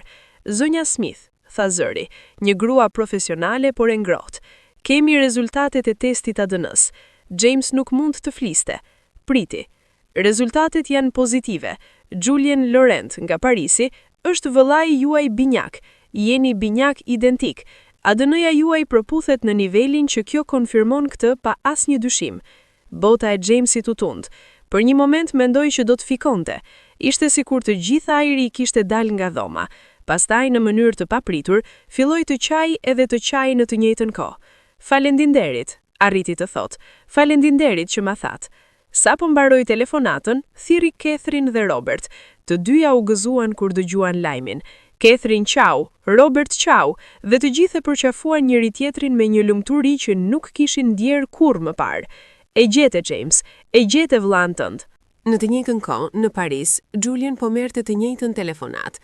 Reagimi i tij ishte shumë i ngjashëm. Lot, qeshje, një ndjenjë lehtësimi aq të madh sa që ndjehej pothuajse fizikisht. Isabel dhe Thierry ishin me të, dhe të gjithë përqafuan duke qarë. Është real, përsëriste Julian. Është real, kam një vëlla binjak.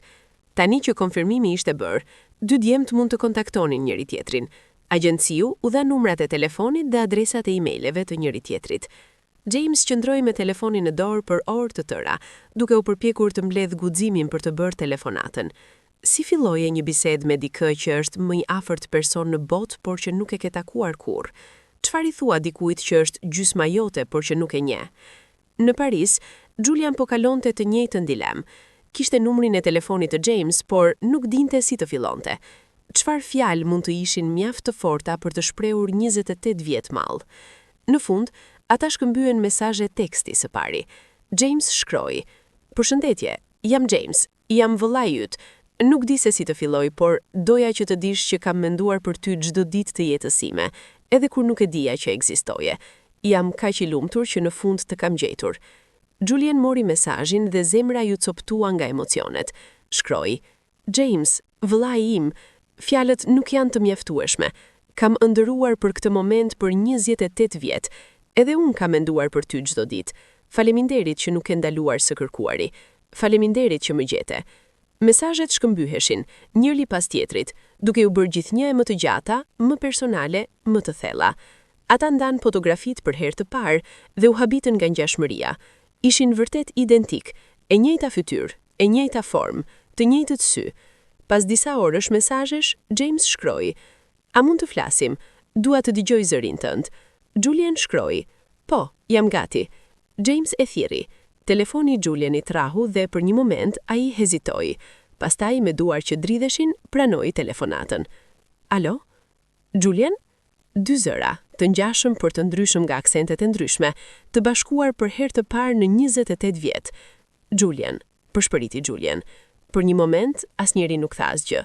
Thjesht dëgjuan njëri tjetrin duke marrë frymë, duke realizuar që kjo ishte reale, që ishte duke ndodhur. "Nuk di nga të filloj", tha James me zë të emocionuar.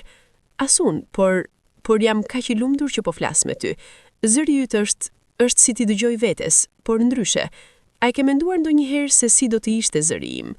James qeshi, një të qeshur që ishte gjysmërlot. "Çdo ditë imagjinoja biseda me ty. Imagjinova që po flisnim, po ndanim histori, po qeshunim së bashku. Dhe tani është duke ndodhur." Biseduan për orë të tëra atë natë. Ndan historitë e jetës së tyre, fëmijëria, shkolla, miqt, pasionet, vështirësitë, gëzimet.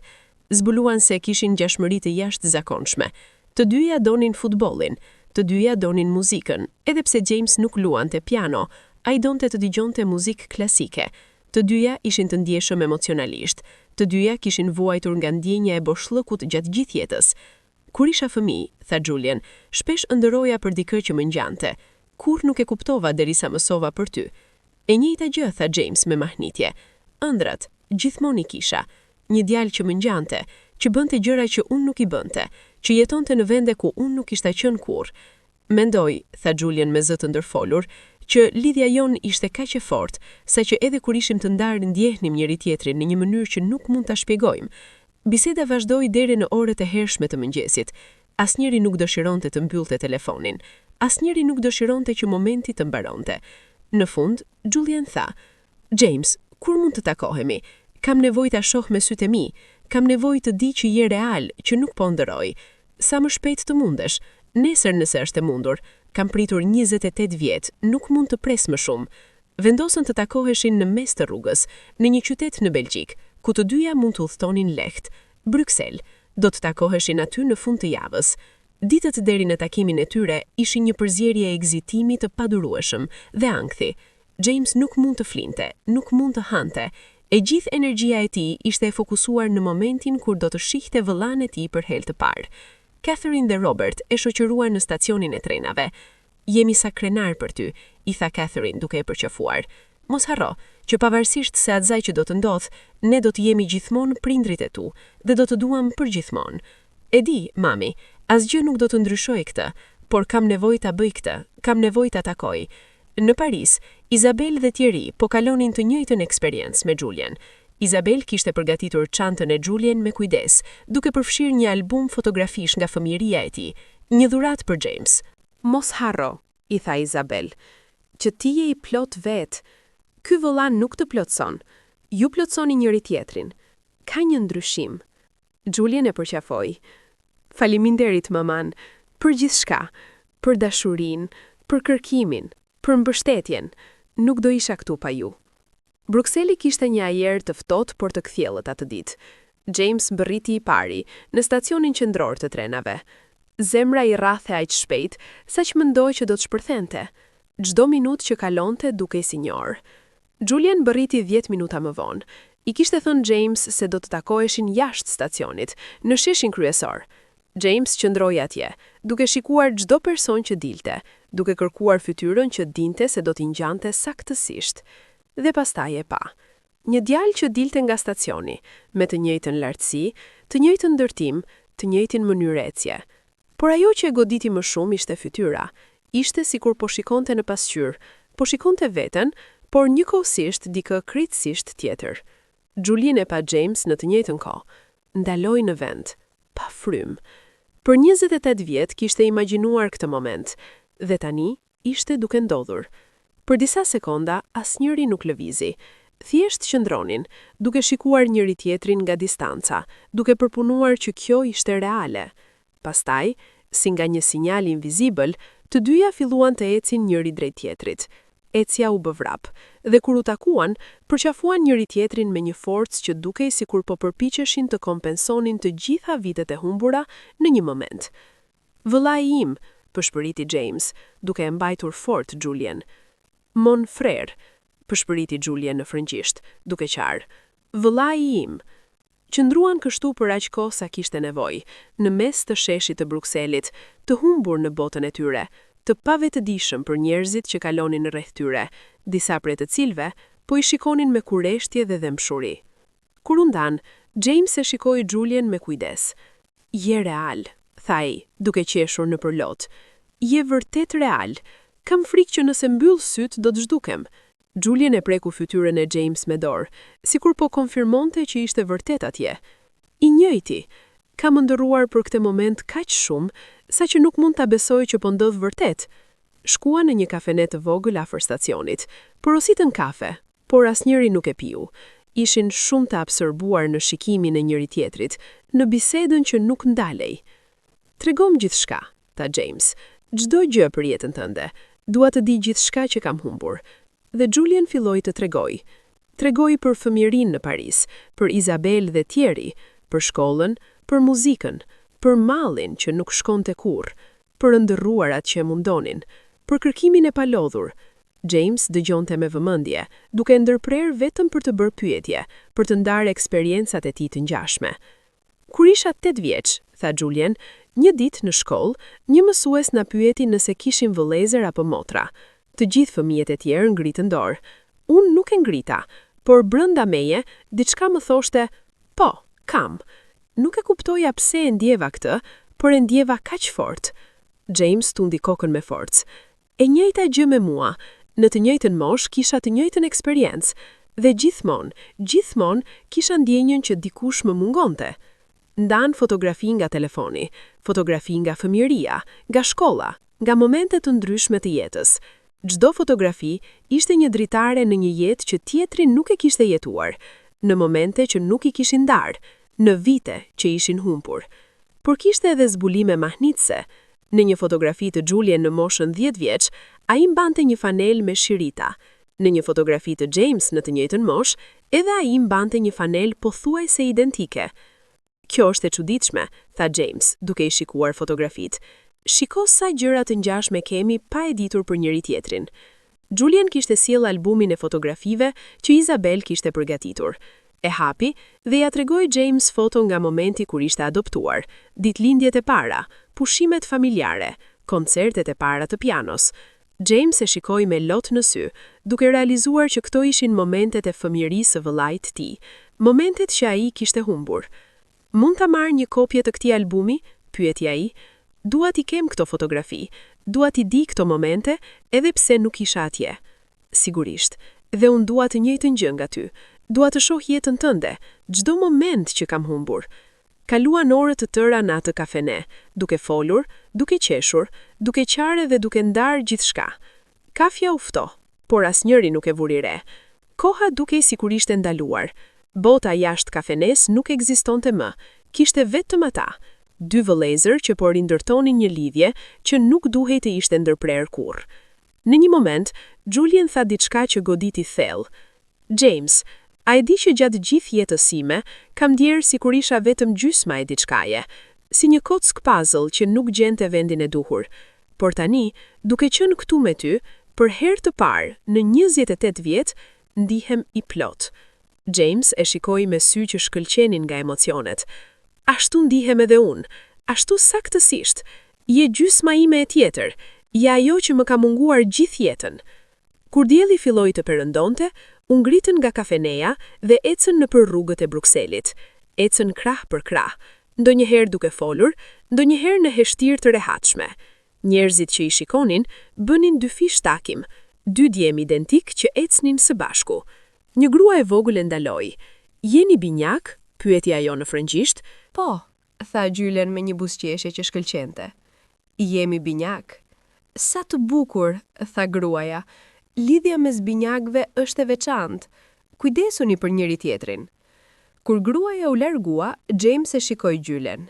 Nuk do të lë kurrë përsëri, tha ai me vendosmëri. 28 vjet kemi qenë të ndarë, por tani që të kam gjetur, nuk do të lë që të ndahemi përsëri. E njëjta gjë, tha Julian. Ku të gjesh, unë do t'jem. Nuk ka distancë që mund të na ndaj përsëri. Atë mbrëmje hëngrën darkë në një restorant të vogël, porositën të njëjtin ushqim pa u konsultuar, një tjetër ngjashmëri që i bëri të qeshin. Gjatë darkës, filluan të planifikonin të ardhmen. Do të duhet të vizitojmë njëri tjetrin shpesh, tha James. Parisi dhe Londra nuk janë aq larg, mund të udhëtojmë çdo muaj. Çdo javë nëse është e mundur, tha Julian.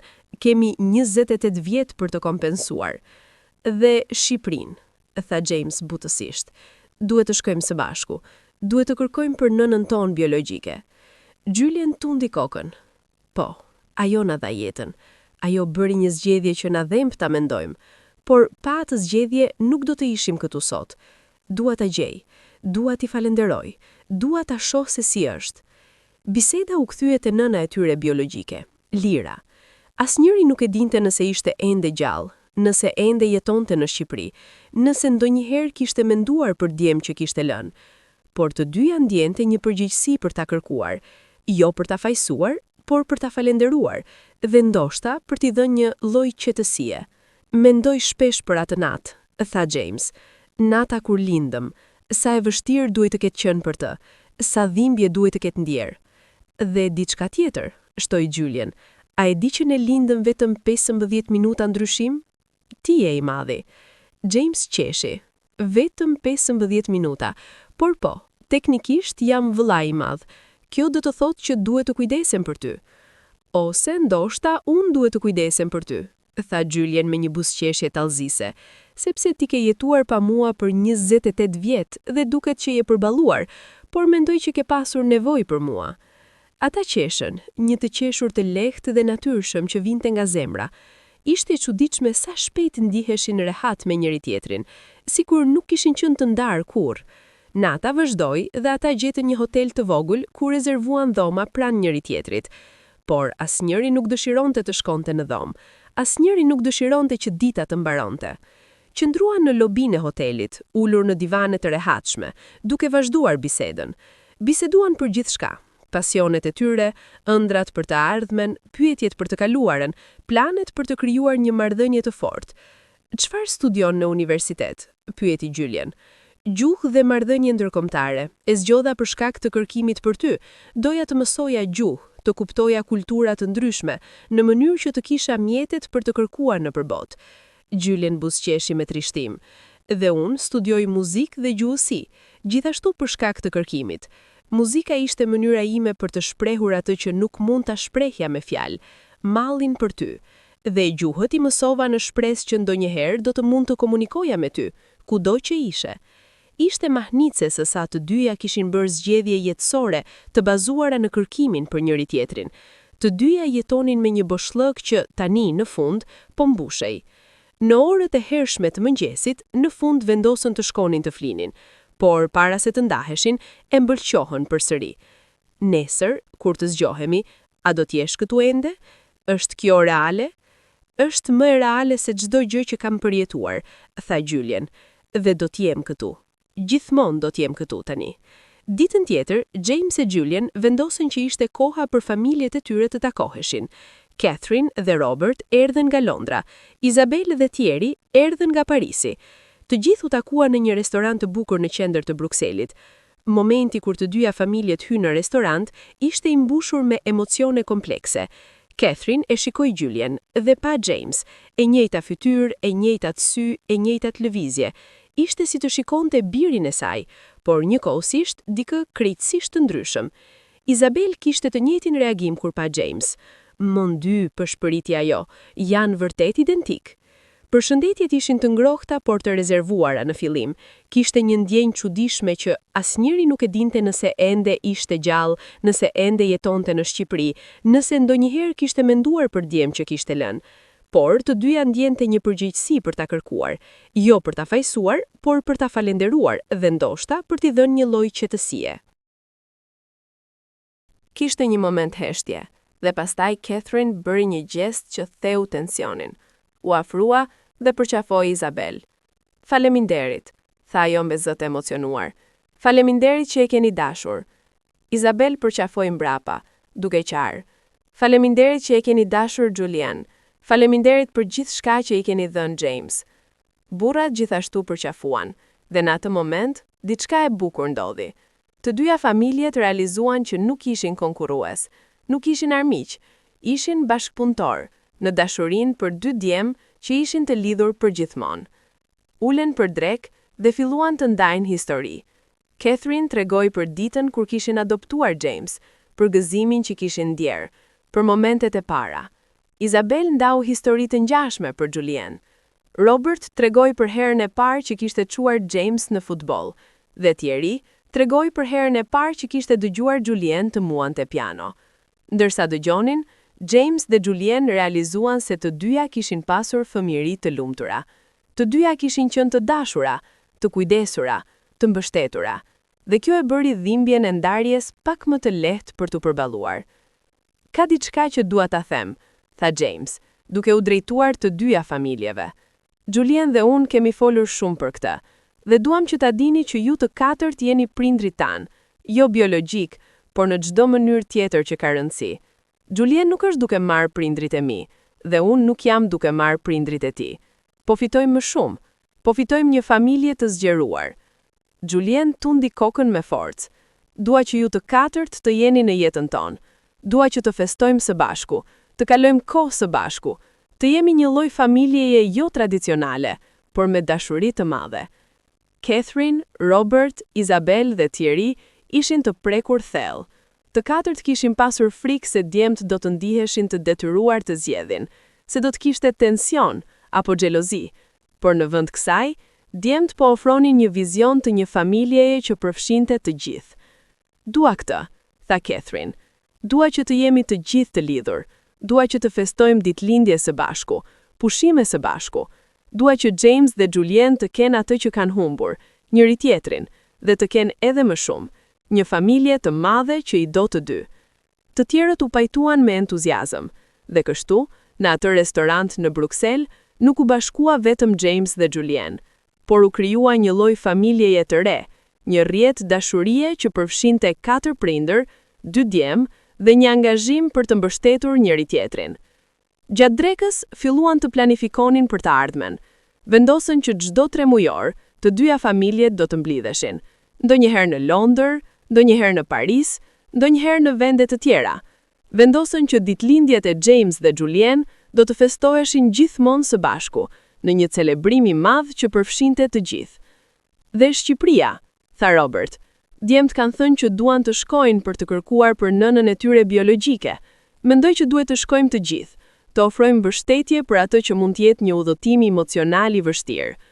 Të tjerët u pajtuan me entuziazëm, dhe kështu ishte vendosur. Në verë, të gjithë do të udhëtonin në Shqipëri. Do të kërkonin për lirë, gruan që kishte sjell James dhe Julian në botë, gruan që kishte bërë zgjedhjen më të vështirë të jetës së saj. Muajt që pasuan takimin në Bruksel ishin plot me gëzim dhe zbulim për James dhe Julian. Vizituan njëri tjetrin çdo javë, duke alternuar midis Londrës dhe Parisit, eksploruan qytetet e njëri tjetrit, takuan miqtë e njëri tjetrit dhe çdo ditë që kalonin së bashku, lidhja mes tyre thellohej. Sarah, e dashura e James, u tahua me Julian dhe i menjëherë e pëlqeu. Është si të kesh dy James, qeshi ajo, por versioni i Julianit është pak më i qetë dhe më elegant. Sophie, miqja e ngushtë e Julianit nga shkolla, gjithashtu u bë e afërt me James. Ajo që ishte gjithashtu e adoptuar, gjeti ngushëllim në shikimin e një ribashkimi të suksesshëm. Ju jepni shpresë, i thash të dyve. Shpresë që edhe fundi i lumtur është i mundur. Verën e ardhshme, siç i kishin planifikuar, të gjithë udhëtuan në Shqipëri. Catherine, Robert, Isabel dhe tjerë, 6 njerëz me një mision të përbashkët. Udhëtimi filloi në Tiranë. Vizituan maternitetin ku James dhe Julian kishin lindur. Kësaj radhe u lejuan të hynë. Një infermiere e re, që nuk kishte qenë atje 30 vjet më parë, i çoi në përndërtesë. Ata panë dhomën e lindjes, edhe pse ishte renovuar dhe nuk dukej fare si më parë. Por thjesht të ishin atje, në vendin ku kishte filluar gjithçka, ishte emocional për të gjithë. Catherine dhe Isabel mbanin dorë, të dyja duke qarë butësisht. Robert dhe tjerë qëndronin në heshtje respekti, dhe James dhe Julian qëndronin së bashku, duke imagjinuar natën 28 vjet më parë kur ishin ardhur në botë. Këtu filloi gjithçka, përshpëriti James. Këtu na ndam, dhe tani jemi përsëri të bashkuar. Rrethi është mbyllur.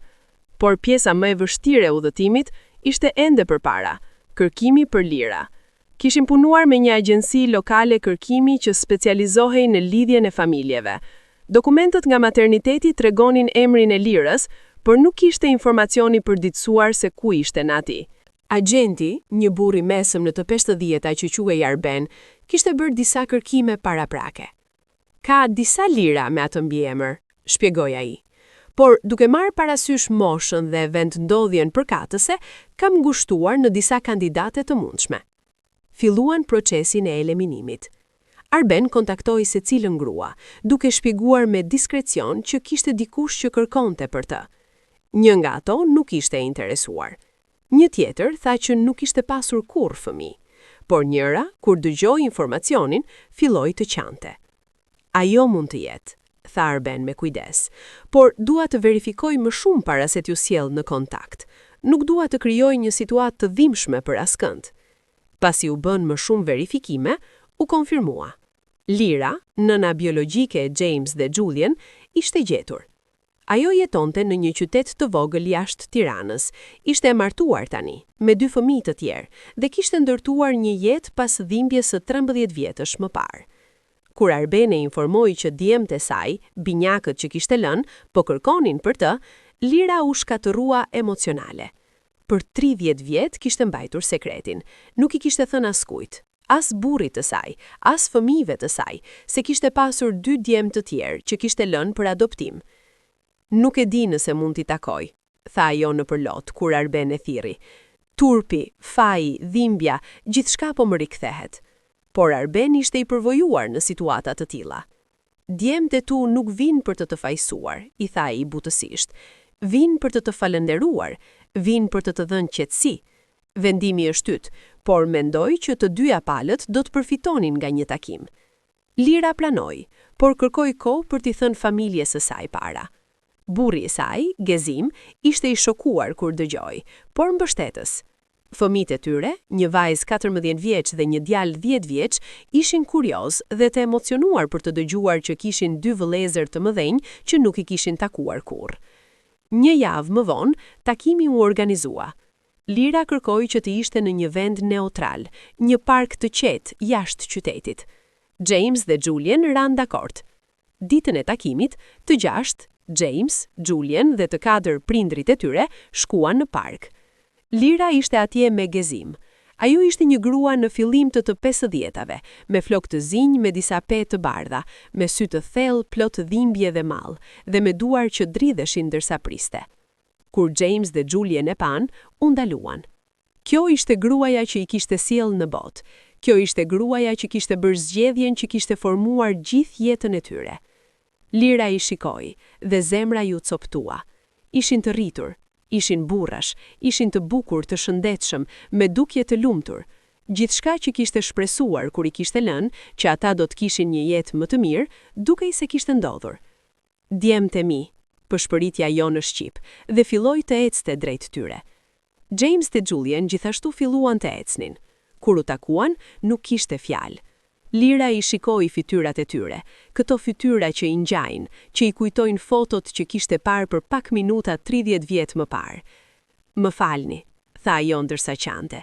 Më falni që ju lash, më falni që nuk kam qenë atje për ju. Por James tundi kokën. Ai e rrëmbeu Lirën në një përqafim. Nuk ka për çfarë të kërkosh falje, tha ai në anglisht, Arben po përkthente. Ti na be jetë, ti bëre zgjedhjen më të vështirë për t'ju dhënë një shans. Jemi këtu sot për shkakun tënd. Julian gjithashtu e përqafoi. Faleminderit, tha rrëfërgjisht, që po përkthehej. Faleminderit që ishe e fortë kur ne nuk mund të ishim. Faleminderit që na doe aq shumë, që na le për një jetë më të mirë. Të tre derdhën lot. Lira, James dhe Julian, duke mbajtur njëri tjetrin, duke shëruar plagët që ishin të hapura për 30 vjet. Catherine, Isabel, Robert dhe Thierry qëndruan në distancë, duke respektuar momentin, por edhe duke qarë për bukurinë e tij. Gezim, burri I Lirës, gjithashtu kishte lot në sy. Kur në fund u ndan, ulën në banke të parkut dhe filluan të flasin. Lira tregoi historinë e saj, shtatzanin, braktisjen nga I dashuri, mohimin nga familja, vendimin që t'i lënte fëmijët. Tregoi për vitet pas, për dhimbjen që kishte mbajtur, për sekretin që kishte ruajtur, për pyetjet që e mundonin. Çdo ditë mendoja për ju, çdo ditëlindje, imagjinoja se ku ishit, çfarë bënit, a ishit të lumtur, dhe lutja që ti ishit të lumtur, lutja që të kisha bërë zgjedhjen e drejtë. E bëre, I siguroi James, shtëmritur nga familje të mrekullueshme, kemi pasur një fëmijëri të humbtur, dhe tani kemi gjetur njëri tjetrin, gjithçka ndodhi ashtu si duhej. Julian shtoi, dhe tani që të kemi gjetur ty, jemi edhe më të lumtur, sepse tani e dim historinë e plot, tani e dim nga vim. Lira prezantoi Gezim dhe foli për fëmijët e tjerë që nuk ishin ardhur sot, por që donin ta takonin vëllezrit e tyre. Janë të emocionuar, tha ajo, gjithmonë kanë dashur të kishin vëllezër të mëdhenj. James dhe Julian buzëqeshën, do të donim ta takojmë, janë vëllezrit dhe motrat tona. Lira pastaj u takua me Catherine, Isabel, Robert dhe Thierry. Momentet ishin të ndjeshëm. Lira ju falenderoi për gjithçka që kishin bërë për djemtë e saj. Ju jeni nënat e vërteta të tyre. Unë vetëm I sjella në botë, por ju I bët burra. Ju I dashët, I rritët, I formuat. Unë ju jam mirënjohëse për gjithmonë. Catherine e përqafoi. Dhe ne jemi mirënjohëse për ty, sepse pa ty nuk do të kishim James. Pa ty, jeta jonë nuk do të ishte kaq e plot. Isabel e bëri të njëjtën gjë. Fëmia që na dhe ka sjell aq shumë gëzim, aq shumë dashuri në jetën tonë. Je një grua e fortë dhe të respektojmë për zgjedhjen tënde. Takimi zgjati për orë, ndan fotografi, histori, lot dhe buzëqeshje. Kur erdhi koha për t'u ndarë, të gjithë rënë dakord që kjo nuk do të ishte herë e fundit. Lira u ftua të vizitoj Londër dhe Paris. James dhe Julian premtuan të ktheheshin në Shqipëri rregullisht. Kemi humbur 30 vjet, tha James, por tani kemi të gjithë jetën përpara për të ndërtuar një marrëdhënie. Ndërsa largoheshin nga parku, James dhe Julian kthyen për të shikuar Lirë një herë të fundit. Ajo po qëndronte me gëzim, duke u përshëndetur, dhe për herë të parë që kur I kishte lënë, Lira ndjeu një peshë të madhe të ngritur nga shpatullat e saj. Djemtë e saj ishin mirë, ishin të lumtur, dhe tani ajo kishte një lidhje me ta. Viti që pasoi ishte plot me ndryshime të bukura për të gjithë të përfshirët. James dhe Julian nuk jetuan më si individ që kërkonin një pjesë që u mungonte. Jetonin si vëllezër, të lidhur në mënyra që shkojan përtej gjakut, përtej ADN-s, në një lidhje që ishte edhe biologjike, edhe shpirtërore. James vendosi të kalojë një semestër studimi në Paris, në mënyrë që të mund të ishte më afër Julian. U regjistrua në Sorbonne dhe ndau apartament me Julian për 6 muaj. Ishin kohët më të lumtura të jetës së tyre. Çdo mëngjes zgjohen në të njëjtën shtëpi, hanin mëngjes së bashku, ndanin planet e ditës, dhe çdo mbrëmje diskutonin gjithçka që kishin përjetuar. Julien i mësonte James të luante piano. Filluan me bazat, dhe James ishte befasi të zbulonte që kishte një aftësi natyrore. Ka sens, qeshi Julien, kemi të njëjtin ADN. Nëse unë mund të luaj, edhe ti mund. James i mësonte Julien të luante futboll. Edhe pse Julien nuk ishte kurrë shumë sportiv, gjeti gëzim në të luajturin me vëllain e tij. Nuk jam i mirë, tha ai pas një ndeshje ku kishte rënë disa herë, por është argëtuese. Miqtë e tyre u bën miq mes vete. Sara, e dashura e James, u bë e afërt me Julien, dhe Julien në fund filloi një marrëdhënie me një vajzë nga klasa e tij e muzikës, Amelie, që James e aprovoi menjëherë. Më pëlqen, i tha James Julien pas takimit të parë me Amelie. Ajo të kupton, ajo të vlerëson, dhe është e qartë që të do. Familjet gjithashtu u bën më të afërta. Catherine dhe Robert u bën shoqe të mira, duke solur rregullisht me telefon, duke ndarë receta gatimi dhe duke planifikuar mbledhjet familjare. Robert dhe Thierry zbuluan që të dyja donin arkitekturën dhe filluan të bashkëpunonin në disa projekte. Lira vizitoi Londër dhe Paris, duke kaluar një javë në secilën. Ishte hera e parë që kishte dalë nga Shqipëria dhe gjithçka ishte e re dhe emocionuese për të. Por më e rëndësishmja ishte që kishte mundësinë të shihte ku kishin jetuar djemtë e saj, të takonte familjet që i kishin rritur dhe të njihte më mirë James dhe Julien. Në Londër, Catherine e çoi Lirën në vende që James kishte dashur si fëmijë. Parqet ku kishte luajtur, shkollën ku kishte studiuar, vendet ku familja Smith kishte krijuar kujtesa. Në Paris, Isabel bëri të njëjtën gjë me Julien. Lira ishte e mbërthyer nga mirënjohësia. Këta njerëz nuk kishin të detyruar të bënin asgjë për të, por e pritën me dashuri dhe respekt. E trajtuan jo si dikush që kishte braktisur fëmijët e saj, por si dikush që kishte bërë një sakrificë të madhe nga dashuria. Një mbrëmje në Paris, ndërsa të gjithë ishin mbledhur për darkë në apartamentin e Isabel dhe Thierryt, Lira u ngrit për të bërë një tost. Dua të falenderoj të gjithë, filloi ajo me zë të emocionuar. Arbeni, që ishte bërë një mik familjar, po përkthente. 30 vjet para, bëra zgjedhjen më të vështirë të jetës sime. E bëra nga dashuria, por ishte një zgjedhje që më coptiu. Për vite, u munda me gaj, me dhimbje, me pyetje nëse kisha bërë gjën e duhur, por tani, duke qenë këtu me të gjithë ju, duke parë burrat e mrekullueshëm që janë James dhe Julien, duke parë dashurinë që i rrethon, e di që bëra gjën e duhur. Ju të gjithë, Catherine dhe Robert, Isabel dhe Thierry, jeni engjëj që erdhët në jetën e djemve të mi në momentin kur ata kishin më shumë nevojë. Dhe James dhe Julien, djemtë e mi të dashur, jeni prova që dashuria është më e fortë se çdo gjë, më e fortë se distanca, më e fortë se koha, më e fortë se ndarjet. Ju gjetët rrugën tek njëri tjetri. Dhe tani jemi të gjithë këtu, një familje jo tradicionale, por një familje e plot me dashuri. Faleminderit, faleminderit të gjithëve. Të gjithë ishin duke qarën tani. Ngritën gotat dhe pinë për dashuri, për familjen, për udhëtimin e mahnitshëm të i kishte sjellë të gjithë së bashku. James mori fjalën tjetër. Dua të them diçka, keq filloi. Julien dhe unë kemi folur shumë për historinë tonë, për udhëtimin tonë, dhe kemi vendosur diçka.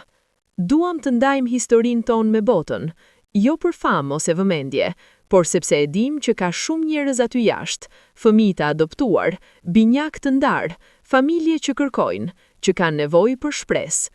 Duam të jemi shpresa e tyre. Duam t'u tregojmë që përfundimi i lumtur është i mundur. Julien tundi kokën.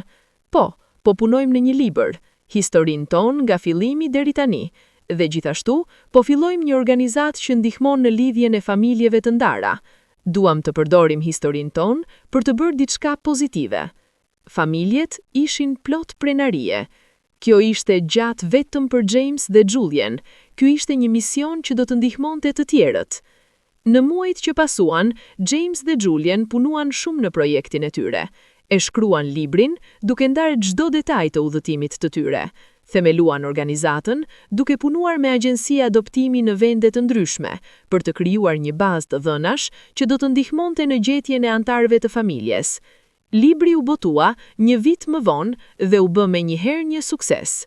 Njerëzit ishin të prekuar nga historia, nga sinqeriteti, nga dashuria që vinte nga çdo fjalë. James dhe Julian u ftuan në emisione televizive, në konferenca, në ngjarje ku ndanin historinë e tyre. Por pjesa më e mirë ishte emailët dhe letrat që filluan të merrnin.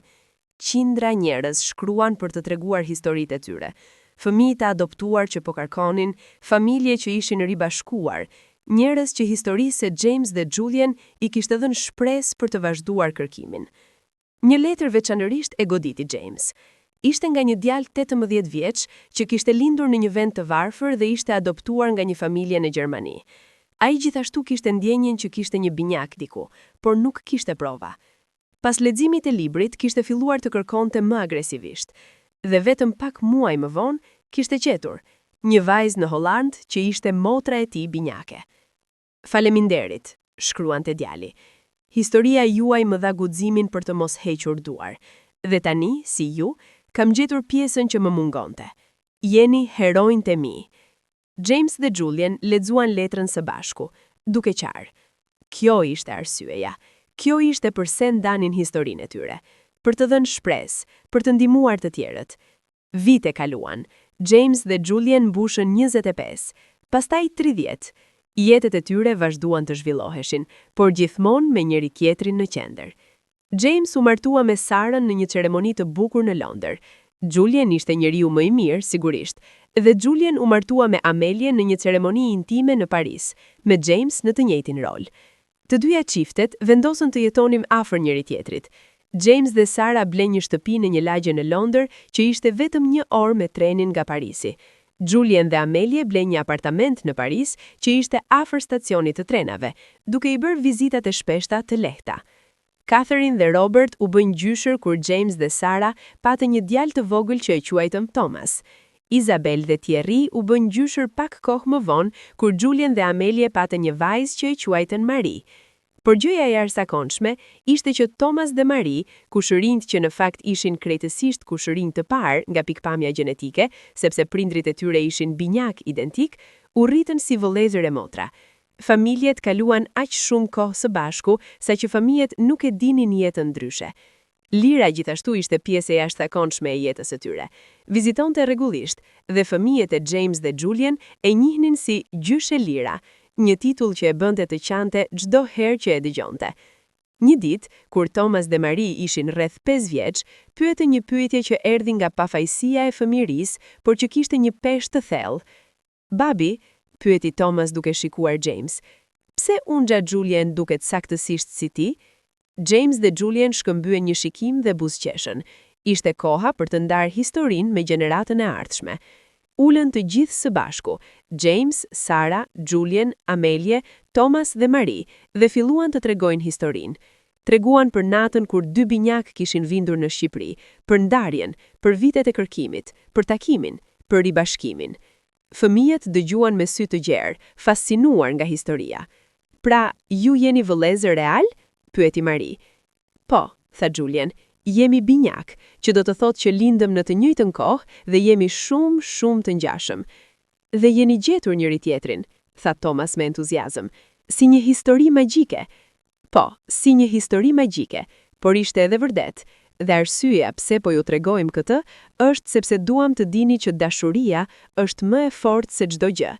Edhe kur njerëzit ndahen, edhe kur duket e pamundur, dashuria gjen një rrugë."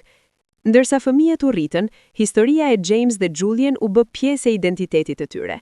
Ishin krenar për prindrit e tyre, për udhëtimin e jashtëzakonshëm që kishin bërë, për familjen jo tradicionale, por plot dashuri që kishin ndërtuar. Kur James dhe Julian mbushën 35 vjeç, vendosën të organizonin një mbledhje të madhe familjare në Shqipëri. Duan që fëmijët e tyre të shihnin vendin ku kishte filluar gjithçka, të takonin pjesën shqiptare të familjes. Lira gjithashtu kishte tani edhe nipër nga fëmijët e tij të tjerë, dhe të ndjejnë lidhjen me rrënjët e tyre. Ishte një udhëtim i mrekullueshëm. Vizituan maternitetin, tani plotësisht renovuar, por ende me rëndësi historike për ta. Vizituan male dhe plazhe, takuan familjen e zgjeruar, dhe një emër mjet të gjithu mblodhen për një darkë të madhe. Ishte një tavolinë e gjatë nën yjet, plot me njerëz që ishin lidhur në mënyra komplekse dhe bukura. Catherine dhe Robert, Isabel dhe Thierry, Lira dhe Gezim, fëmijët dhe nipërit, James dhe Julian në qendër të gjithçkaje. Robert u ngrit për të bërë një tost. Kam menduar shumë për të folur sonte dhe kërkova të gjej fjalët e duhura për të përshkruar atë që ndjejmë të gjithë. Por në fund mendoj se janë të thjeshta: dashuri dhe familje. Jo gjithmonë familja është e përcaktuar nga gjaku. Shpesh herë është e përcaktuar nga zgjedhjet që bëjmë, nga njerëzit që zgjedhim të duam, nga lidhjet që ndërtojmë.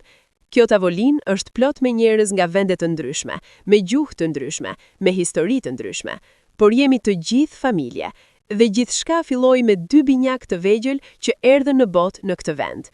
Për James dhe Julian, dashuria që na bashkon të gjithëve.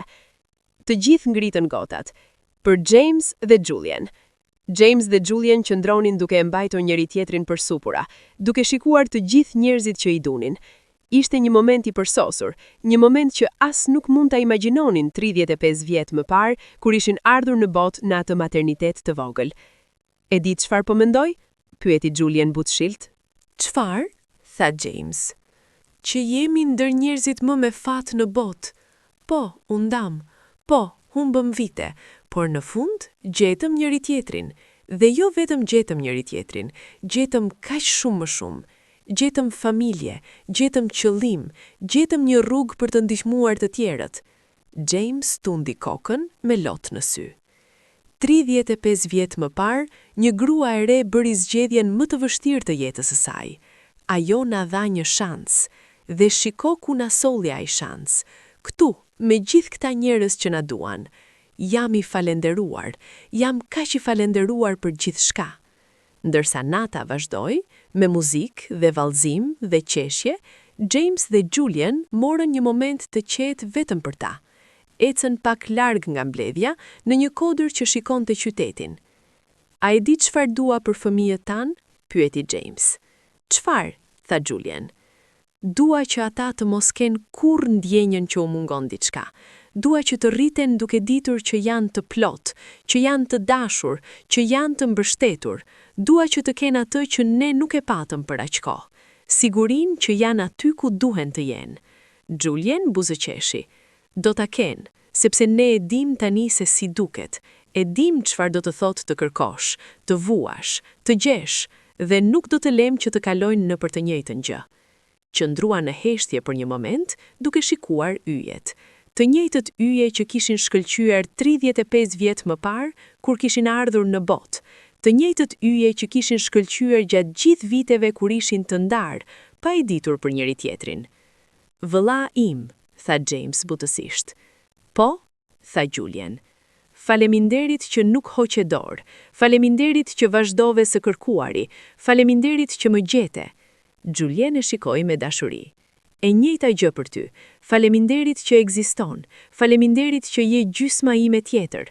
Faleminderit që jemi këtu, së bashku, në fund. Dhe në atë moment, nën yjet e Shqipërisë, në vendin ku kishte filluar gjithçka, 2 vëllezër që kishin humbur njëri tjetrin, por që kishin gjetur rrugën për të kthyer së bashku, qëndruan në paqe të plotë.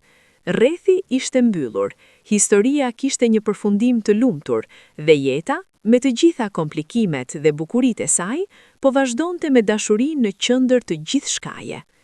Historia e James dhe Julian na mëson diçka thelbësore. Lidhjet që na përcaktojnë që në lindje nuk prishen kurrë vërtet. Ato mund të fshihen, mund të ndryshojnë nga rrethanat, por rrënjët e tyre mbeten të forta. James dhe Julian, të ndarë që në momentet e para të jetës, gjithmonë e ndjenten praninë e njëri tjetrit në mënyra që shkenca ende po përpiqet të kuptojë. Ndjenja e boshllëkut, ëndrat, malli i pakuptueshëm, të gjitha ishin manifestime të një lidhjeje që shkonte përtej distancës fizike. Por historia e tyre na mëson edhe diçka tjetër, se familja nuk përkufizohet vetëm nga gjaku. Catherine dhe Robert, Isabel dhe Thierry, këta 4 njerëz që zgjodhen të donin, që zgjodhen të kujdesin, që zgjodhen të jenë prindër, ishin aq të rëndësishëm në historinë e James dhe Julian, sa edhe Lira, grua që i kishte sjellë në botë. Dashuria që rritet nga zgjedhja, nga përkushtimi ditor, nga sakrificat e vogla dhe të mëdha, është aq e shtollë sa dashuria biologjike. Dhe në fund, historia e tyre na kujton se kur nuk është shumë vonë për të kërkuar, për të shpresuar, për të besuar në mundësinë e ribashkimit. 35 vjet dukej si një kohë e pamundur për të kompensuar, por çdo moment që James dhe Julian kaluan së bashku pas takimit, ishte një dëshmi që dashuria nuk njeh kohë, që lidhjet vërteta mund të riaktivizohen në një çast dhe se asnjë vit i humbur nuk është më i fortë se një ardhme e ndërtuar së bashku. Sot, James dhe Julian vazhdojnë të jetojnë me qëllim që rrjedh nga udhëtimi i tyre. Organizata e tyre ka ndihmuar qindra familje të ribashkohen. Libri i tyre është lexuar nga mijëra njerëz që gjejnë shpresë në faqet e tij. Dhe më e rëndësishmja, ata jetojnë çdo ditë me mirënjohje për çdo moment të ndarë, duke ditur se jeta e tyre është një dhuratë e dhënë 2 herë, një herë në lindje dhe një herë në ribashkim. Nëse ka diçka që duhet të marrim nga kjo histori, është kjo. Mos u dorëzoni kurrë në kërkimin e asaj që është e rëndësishme. Mos lejoni që distanca, koha apo rrethanat ta shuajnë shpresën, sepse dikush dikur po ju kërkon edhe ju. Dikur, një lidhje po veton të riaktivizohet, dhe kur në fund bashkoheni, çdo moment i vuajtjes do të ketë vlerë për gëzimin e atij çasti. Historia e binjakëve që u adoptuan nga familje të ndryshme dhe që në moshën 28 zbuluan për njëri tjetrin, nuk është thjesht një histori e ribashkimit. Është një histori për rezistencën e shpirtit njerëzor, për forcën e dashurisë dhe për faktin se në një botë të madhe dhe komplekse, lidhjet që na përcaktojnë gjejnë gjithmonë një rrugë për të triumfuar. Dhe kështu mbyllet rrethi, kështu përfundon historia. Por për James dhe Julian, për familjet e tyre, për fëmijët e tyre që po rriten të mbushur me dashuri, kjo nuk është përfundim, është vetëm një fillim i ri, një kapitull i ri në një libër që do të vazhdojë të shkruhet me dashuri, me shpresë dhe me besim se asgjë që është vërtet e rëndësishme nuk humbet përgjithmonë.